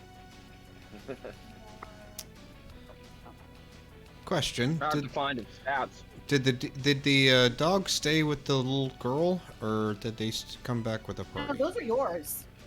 They're faithful to you. Okay. All right. Yeah, I just explained to them to be vigilant while we had it. Okay. Cool. Thank you, sir. Okay. That's a lot of fucking initiative to type. Okay, y'all are here. There's some scarecrows up here. D, you're up first. Oh wow, did I come up first for that? Holy hell. Alright, yeah, I'm going to go flying up there into the first one that I see, which is, I think, hold on, let me pick up the map here. That is Your number movement 3, I speed is assume? 40, right? Sorry? Your movement speed is 40, right? Yep, my movement speed is 40, so I assume that I can haul right up there and get up at number 3. Yeah, you sure can. Okay. Wee! Yeah, movement speed. Alright. Yep, I'm gonna attack this motherfucker. Okay. But I'm not gonna use anything. I'm just gonna use. No, I'm gonna go ahead. I'm gonna use Slayer's Prey as a bonus action, Okay. and then I'm gonna attack twice. So let's see. Actions, please. Thank you. Attack number 1. That was no good. No, I do not believe that is. Just a All right. second. I know their AC is low, but I don't think it's that low. Dun dun dun. Sorry, it's 11 to hit. All right, next one. All right, that one will hit for Wait, sure. Melise, weren't you holding a spell to cast Bless? Oh yeah, she was. That's right. Yeah. Melise already picked Yeah, targets, which but would put not. the fire out. The flame Okay. out. Yeah, but So he this wasn't can't one be- of them. I wasn't one of them, so. Okay, sorry. Yeah. All right, All right. So here's the damage, and then another d6. Who did I put bless on? I don't remember. I know I did Theodore. Manny, Lucian. Theodore, and Thundar. Well, no, No, that not was that was the other. No, you got. 13. It was me. I know I got it. Because it was Yep. Bork, yeah, Lucian and then Orc, yeah. Theodore. Yep. Lucian. So, yeah, D is going to. Well, he's at the limit of his movement speed, anyways, probably. So he's gonna hang out right there. Gave Theodore Done. both because she's squishy. Okay, Scarecrow 1 is going to take its turn. Let me... What are these things? Movement speed. Dun, dun, dun, dun, dun, do, do, do, do, do, do, do, 30 feet. So, number 1 is going to go 1, 2, 3, 4, 5, 6. He's just going to get a little closer to the party. And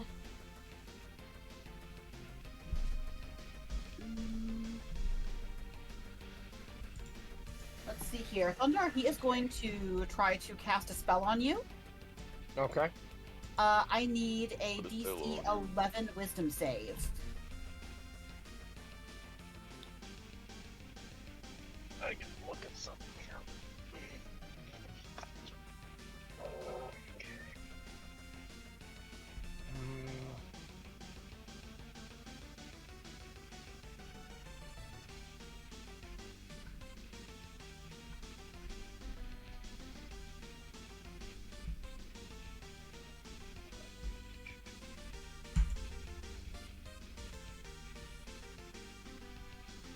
That's dexterity. Okay.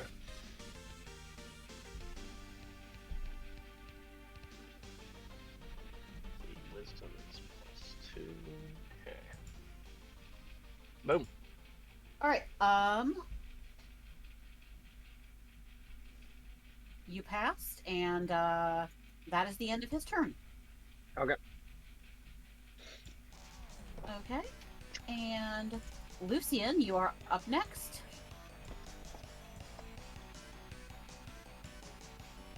Where am I at? You are right here. Wait, no, I'm sorry. I used different people for you. You're right here. Okay. What are these things? Scarecrow. I would like to move up. I assume beside Bork, Okay. and I'm gonna fire Toll the Dead at number 1. Okay. Yeah, that's what you got.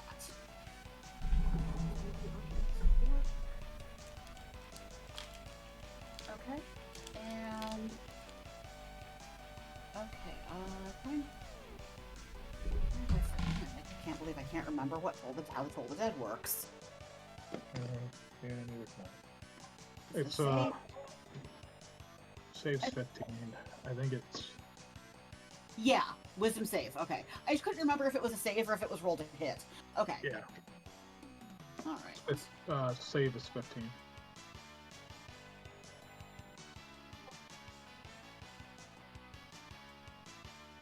He fails. Roll damage. Okay, can I fire the second one too? Absolutely. That way I can get it all. At the And same then just time. roll all the dice at once. Yep. Oh wait. If I roll the first time, and since I damaged, Yes, I roll then it a would be double? d12s on the second hit. Yes. So the first one's what, D10? Mm, 8. D8. Okay. Sorry.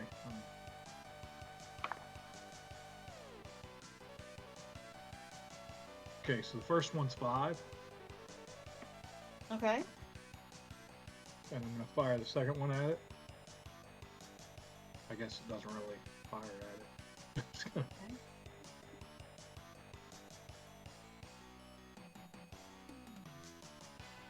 Second one, he fails. Okay.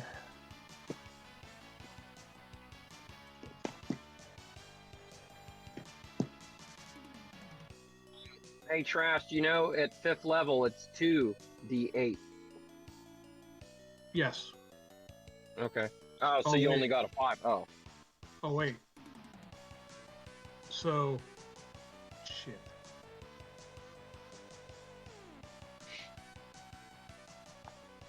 So can I just add the D8 I just rolled to the last one? Yeah, or like we can just roll the whole thing in Avery, whatever. Okay, well, just add a 6 to it then. So it's got 11. So Okay. now So that's the first set of damage. That's the first step, yeah. Mm-hmm. And the second, Will be 2d12. yes. So 19. Okay. Nice. That's solid hits. Okay, so that was 11 on the first and 19 on the second. Yes. Okay. He's looking really bad. He is bloodied and then some. And I am done. He's looking like the straw sticking out all over the place. Yeah, he is not looking good. Okay. Scarecrow 2. You beat the stuffing out of me. Going to use so his hurt. movement to go 5, 10, 15, injured. 20, Wounded. 25, 30. Melise, he is going to try to give you terrifying glare. Can you give me a DC 11 wisdom save?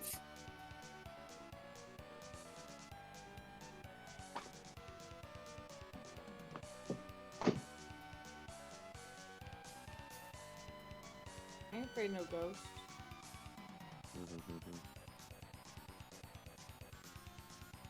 You are not. So he makes a just absolutely ghastly face at you, and you just look at it like, yeah, I've seen that. Whatever, dude. So is he up against me or no? He is 10 feet away. I think I might. What's my reaction? Punch him in the dick. Yeah. Direct kick I to the didn't take nads. damage. Never mind. Direct kick to the nads.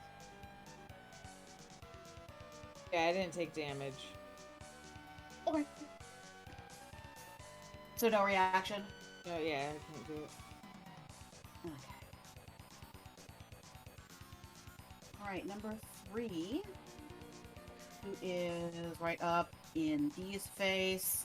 Okay. D, he is going to melee attack you with his claws. First, we're gonna roll to hit. Okey-doke. What you got for me? I Oh, got a that'll miss. 6. Yeah, Okay, that'll so he definitely misses miss. That. And then he is going to attempt to give you terrifying glare. So I need a DC 11 wisdom save. Wisdom, huh? Let me see. How wise am I? I'm reasonably wise, but I don't have proficiency in it, so let's see what happens. Roll them bones. Oh, terrible. Ouch. Alright, what happens here? Okay. Wow, hold on, I gotta pour some rye. Well, shit. That sucks. Damn, dude. Dope. Okay. No, but no. Until the end of his next turn, you are both frightened and paralyzed. No, that sucks real bad. Do I get to try to save to get out of it, or do I have to wait until the end of his turn? At the end of his turn. Okay. Well, that sucks. I guess I'm useless.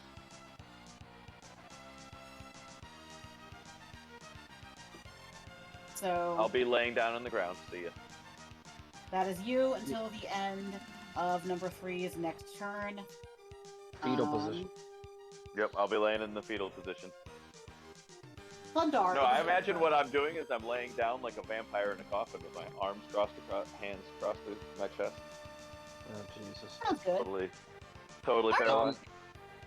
I'm Thundar, gonna you're up. I'm gonna attack the one that tried to cast that spell or whatever. Okay. Let's scoot you up there to melee range. That's just 5 feet of movement. Trying to think if this worth raging or not. No. I'm not gonna rage this round, so let's just go with a couple attacks and see what happens.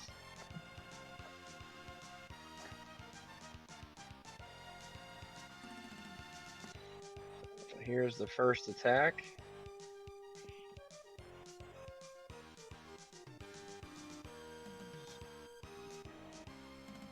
Okay. Okay.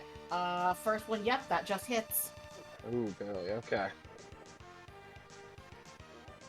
And we're going to do these separately because one is looking really bad. So you will probably kill him with one attack. Oh, that's the one that's okay. Yeah. Alright, let me roll for that. So roll the then damage here. on that one. Then, like, just breaking the fourth wall, you'd probably just want to move and attack another one. Okay, yeah, how do you want to do it? Let's just cut him in half like a slice of paper. Nice. Okay. And you are 10 feet away from number 2. Do you want to run up on him? Yep. Did I get skipped? I did get skipped. Did you get skipped? Yeah. Oh shit, yeah, Melise did get skipped. I am thought so she sorry. went. So let's just take that back.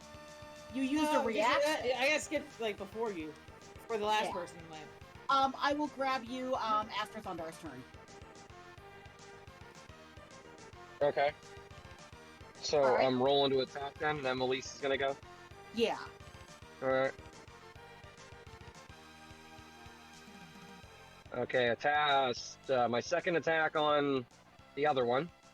Mm-hmm. Okay.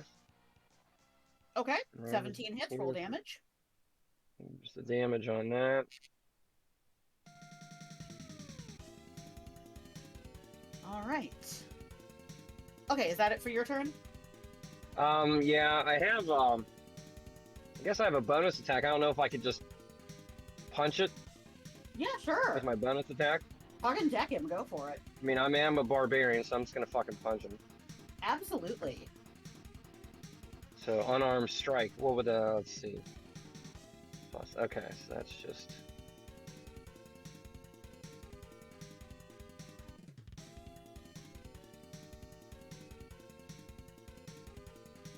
Oh god, you almost had a crit.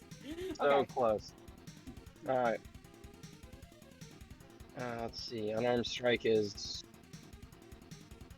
What is unarmed strike, anyway? Your strength modifier.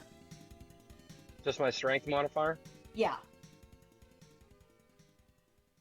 Yep, a minimum of 0, or a minimum of 1. Sorry, but yeah, your strength modifier straight. Yeah, but what what? Is it like Oh a no, D6? you don't roll anything There's nothing. for it. Yeah, it's just a flat damage. modifier. It's just flat damage? Yep. Yeah. Oh, then it's 4. Okay. Thank you. It would be like, it'd be like if you didn't roll a die and it just got whatever your strength bonus was, right? Like if you were attacking without a weapon. You rolled a hit, and then it's whatever your strength is. Yeah, the die is the then weapon part of it. Yeah, it's just 4 then. Cool. Okay, Melise, I am so sorry. It is your turn. Which one tried to scare me? Number 2. I can't That's see the one I what just numbers punched, on I that think. map. And where am I? Right here, you're 10 feet away. Where is Or actually, it's 1 plus your strength modifier. Where's So if D? your strength modifier is 4, it should be 5. D is all the way up here. Is that, how far is that from me? 5, 10, 20, 25, 30, 35. 40 feet. Can I? That was a weird way to go. Oh, you know what? It is. That was a little bit odd. 20, yeah, I can get there in 30. Okay, so I'm gonna go to the one that tried to scare me. I'm going to step up to it, and I am going to put my hand on it as I'm walking by it, Mm-hmm. and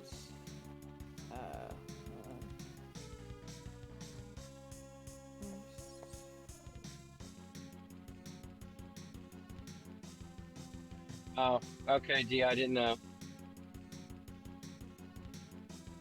damn, it's only got 12 points of damage. Hopefully it's fucked up. Yeah, it is bloodied. I would, I think the DM term is gravely injured.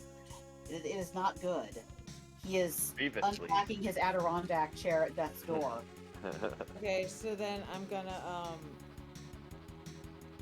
fuck, that totally threw me Grievously off wounded. what I was gonna do. I was hoping I would kill it with that. You know what? I'm gonna do my channel divinity and bolster that, right? Can I do that?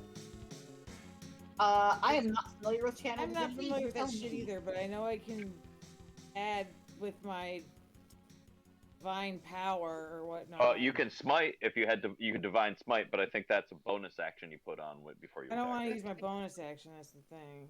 Yeah.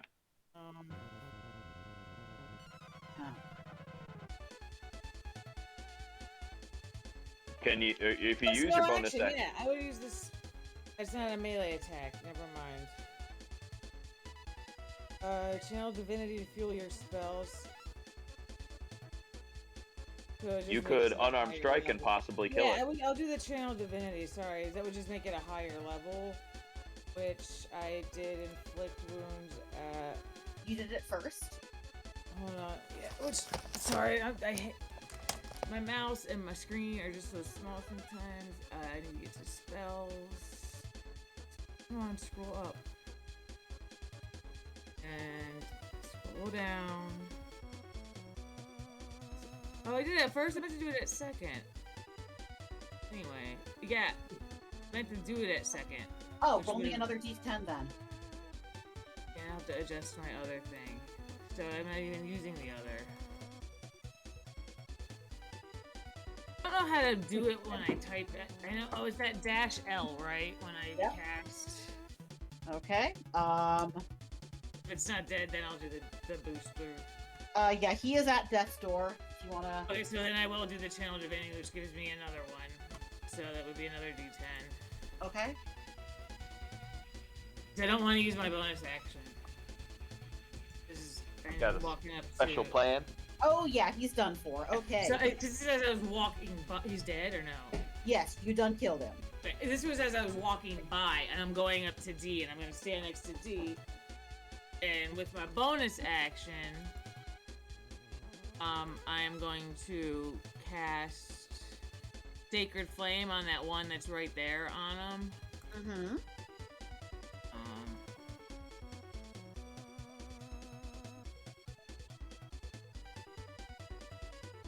And I'll hold my reaction.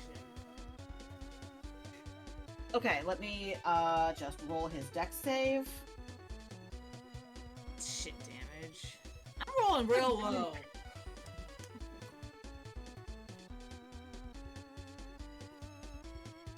He saves. 4 damage wouldn't have hurt him anyway. Okay. That's it for me. Okay, so after I accidentally skipped you, we just did Thundar. Bork, you are up. I would like to use my feline agility. Get up in front of, I think it's 6 and 6? 4 and 6. Yeah. Okay. And then I would like to use my attack action. You stay on that 16. Okay. Oh, I'm sorry. Enter a rage. As I. Okay, cool. And that is that one. +2 to that. Okay. Which one were you attacking? You're standing right Four. between four. Right in front of Four? number Okay, 4. sorry. Four is No, I wanted a straight line from me to 4 to 6. I have a plan. Okay. Okay. So, is there a north, south, east, west direction on there? Yeah, I'm sorry about that. Yes. So this north, south. Okay, so move me south 2, west 1. That's where I wanted to be. Like this. Yes. You got it. So yeah, okay. If you've got a line, okay. 11 hits, roll damage. Oh, did I do it? Oh, I might have done it again. I'm yeah. sorry. Did I do it twice? Okay. Yeah. Bad. We'll take the first one. Okay. Stab again. Yes. Flurry of... Oh no, can I do that? Yes, flurry of blows a bonus action. No. Spend a key point. Okay, so you did... Spend a key point, use a flurry of blows. So you attacked number, so yeah, you had 2 rapier attacks. And they were both on 4? I double clicked on my rapier. I didn't realize I did it before, so the okay. 8 damage is, so it should be 15 damage. That's all he takes. Okay. So Thank you. So 10 and 15, so 25 so far. Okay, he's bloodied. Flurry of blows.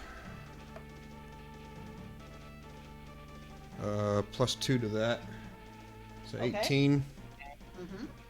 Mm-hmm. 6 points of bludgeoning damage. Okay, he is fucked right up. And this is what I was going to intend to do. So, my intention was running up here using my feline agility, stab twice, use my flurry of blows, and he has to do a strength saving throw, otherwise he gets knocked back 15 feet. And by doing so, I was hoping for an odd or even roll to see if I knock them both prone. So, actually, here's the thing. To break the fourth wall a bit, I'm going to give you one better on that odd or even, because your attacks have left him with either 1 or 3 hit points, like not very much. So here's what we're going to do. If you are going to do a shove, okay, he has 1 hit point left. If you're going to do a shove, if you correctly call the odd or even, I will have you'll kill him. Yes. I'll do that then. You will both kill him and knock 5 prone. Okay. If you call the odd or even. Alrighty. Alright, odd or even. Well, he needs to do a strength saving throw first. Oh, sorry. Or, I'm sorry, dexterity saving throw. Can you have your bless? Oh, it's a saving throw, it doesn't matter. But yeah. Oh, no! Saving throws work on bless. Sad drinks. Sad drink. Still getting a D4. Sad drinks. Okay. I realize that these things are made of straw, not flesh, and my little chi touch did not work. It's like I cannot push your soul if you don't have one. Yes. I was getting ready to do. I had the Doctor Strange fucking gift ready and everything. You know where Can't she push pushes your his soul soul out of his if you don't body. have one. Yeah. Damn Alright. it! But they're scarecrows, so that makes sense. Damn it! Okay. That's okay. Yeah. They're constructs. They don't have a soul. If I only had a soul. That would have changed the theme of the movie quite considerably. Yeah, no. Because they'd all be like, shit, I'm a Tin Man. I don't have a soul either. Fuck, that's way more important. Yeah, Forget they're the all Tin Man was Dorothy overpowered has a anyway, but soul. that's the same. Yeah. The Cowardly Lion has a soul. The Coward Lion has a soul, yeah. At least it's like, ugh, I hate having the courage, but at least I got Okay, a soul. Lewin, we are up to you. Yeah, so I want to go up to number 3, to the west of number 3, to like flank her. Yeah. You can, yeah, you can come in here and flank. Okay. And I'm gonna attack. That's with advantage with flanking. Yeah, her? that's full advantage. Because even, you know, if, well, D is knocked out, Melise is over on the other side of him as well. You have a situation on him. Go ahead and roll with advantage.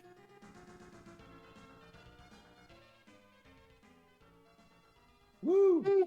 Woo! Drink. Oh man. Okay. Blammo. That I is would have had number advantage on that 3. attack with them.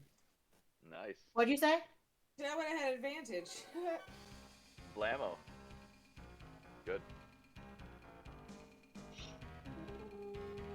Roll that beautiful crit.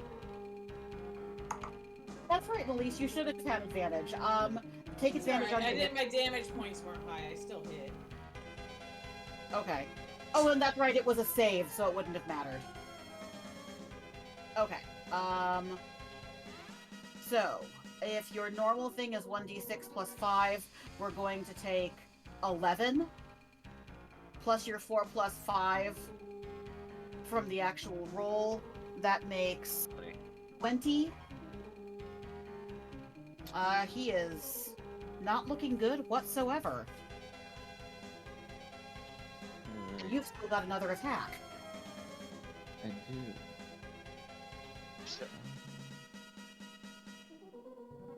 Oh, did you get extra attack with your level? With your new level? Nice. Yeah, do it again.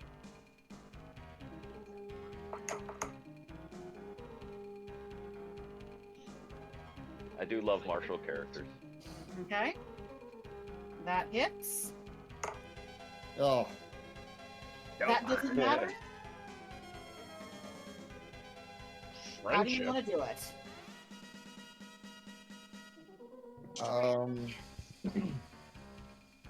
You just kind of slash at him like you would, you know, at some weeds or whatever. He's gonna thresher. He's Yep. Threshing wheat. Let's see here. D. Just as that particular scarecrow hits the ground, you come out of your fear and paralysis. Oh yeah, because he's dead. Yeah. Nice, thank you. I've been liberated. I didn't even think about that. I was just writing off my turn, but now I get to have a turn. Thanks, guys. Yay. All right, cool. Okay, number 4, who just has straw falling out and is barely standing, is going to attack Bork.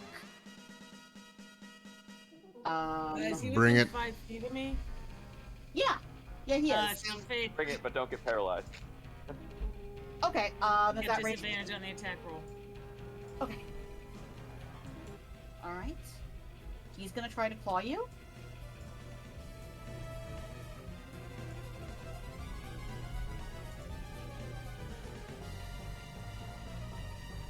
And he's going to miss. He is now going to attempt Terrifying Glare. Can you give me a DC 11 Wisdom save?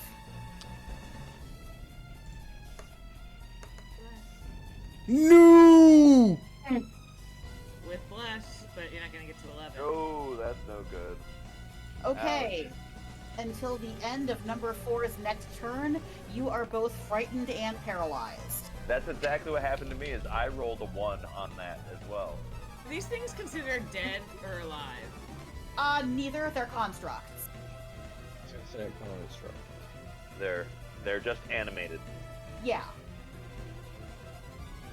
They're like it's like a robot. It's Anastasia.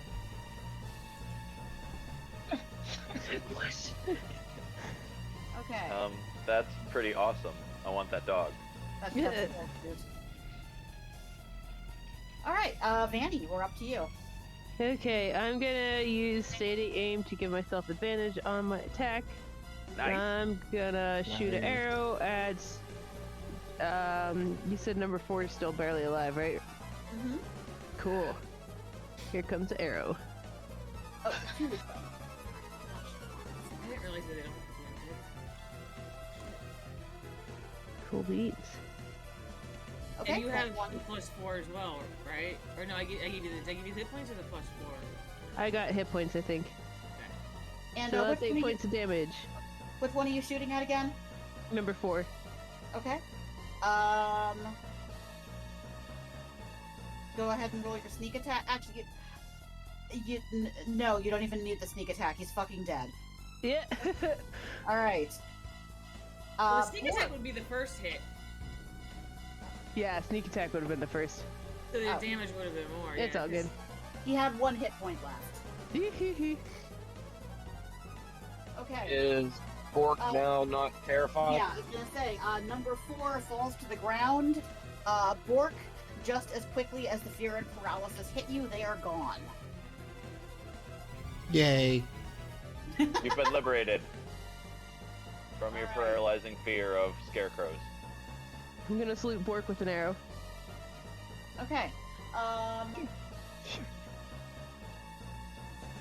Number 5 is going to run up on Melise.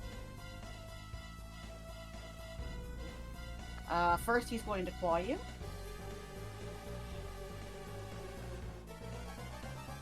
I already used my reaction. Fuck. And he's going to miss. And I need a DC 11 Wisdom save.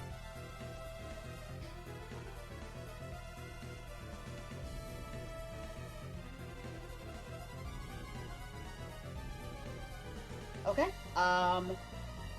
Again, he tries to use Terrifying Gaze on you, and you just stare right back at him and kind of mean mug him.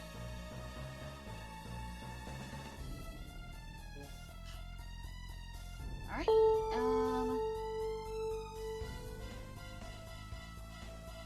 Theodore, it is your turn.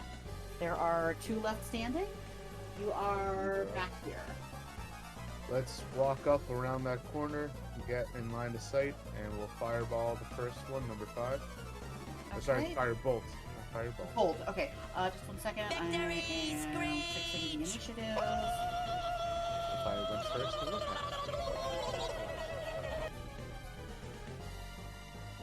It's gonna be a 24 total to hit. And that will be. Yeah, that hits. Roll damage. Indeed. Ooh, 9 fire damage. Okay. As that hits him, the spell seems to hit him harder than you would have expected, and you see him absolutely go up. He is now bloodied. Alright, and then for a bonus action, you allow cantrips for those, right? Yep. Another firebolt. You got it. Boom. All right. Light him up, light him up. 6 fire damage.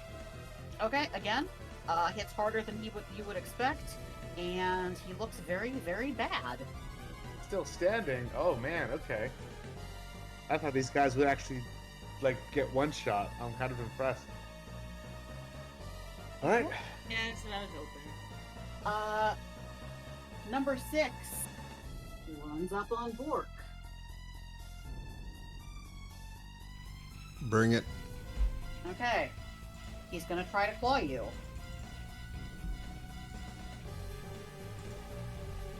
And he's gonna miss. And I need a DC 11 Wisdom save.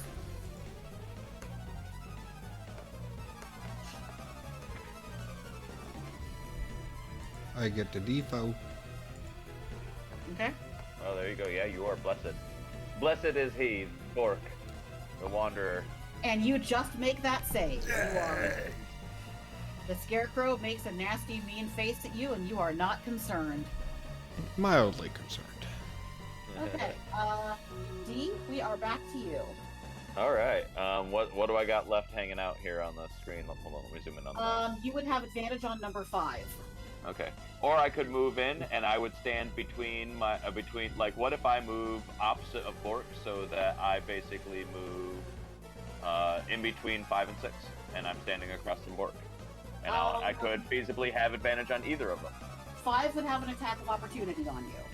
Okay. Well, I'm not going to do that. I'll just kill him. Okay. If that's the case, then I'll just kill him. All right. Okay. All right. So number 5, have at it.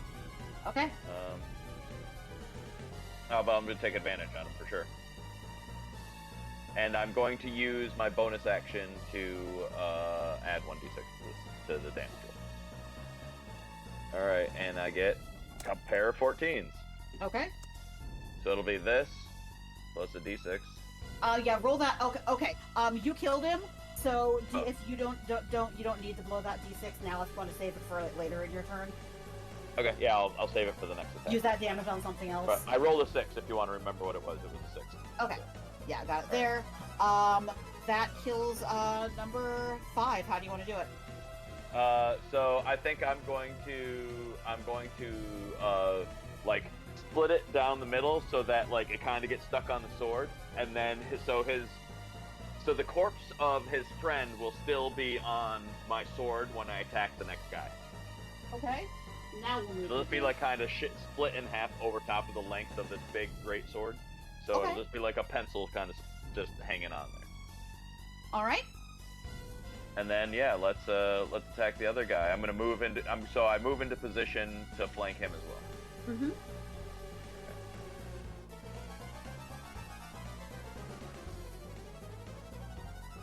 15. 15 hits. Roll damage. Alright, and then there's a 6 plus this. So 19. Okay, 19 total. He is bloodied. Alright. And then I guess I'm gonna scream in his face, and then that's it. All right, Lucian, we're up to you.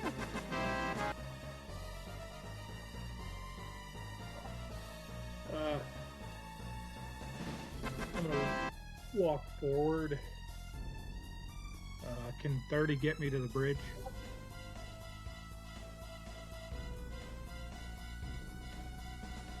Just, yeah. Okay. And from there, I want to toll the dead. Okay.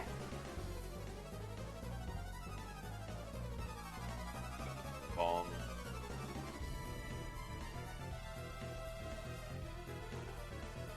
He's taken damage, so those are going to be d12s. Right. And that is wisdom. Okay. Yep. 15. He fails. 13. Okay. Looking real bad.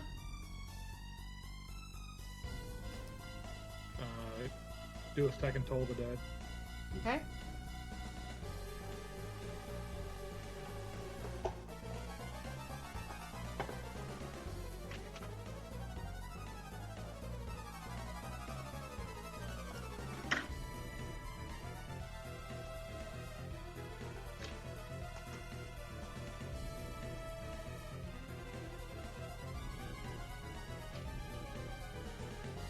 Oh, Jesus, wisdom save, sorry.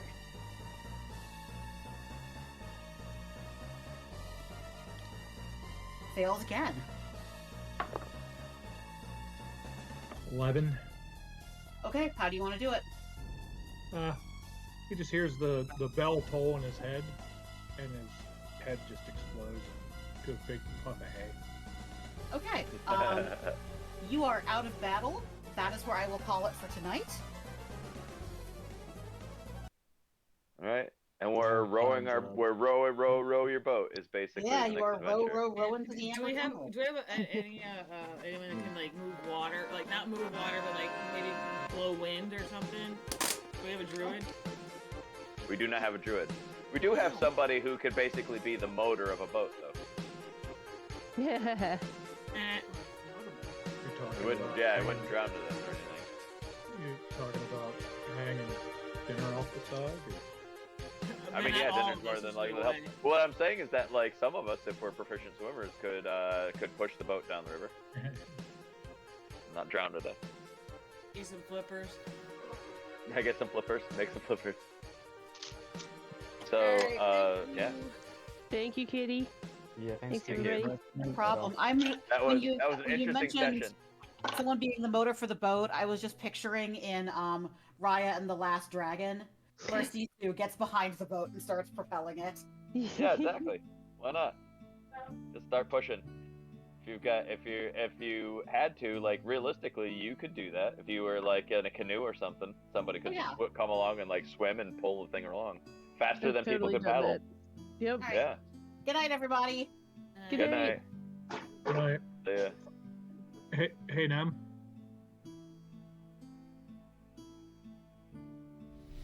Alright, that's going to be it for me tonight. Yeah, I had fun tonight. It was a good session. Where are we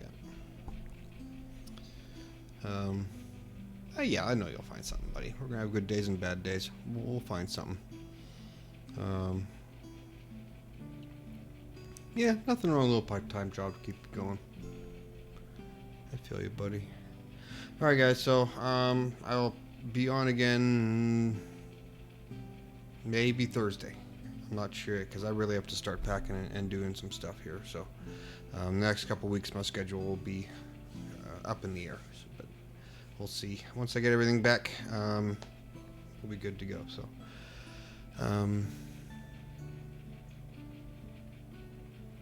Yep, I feel you, buddy. All right, see you guys on the other side. Have a great night. May luck be with you.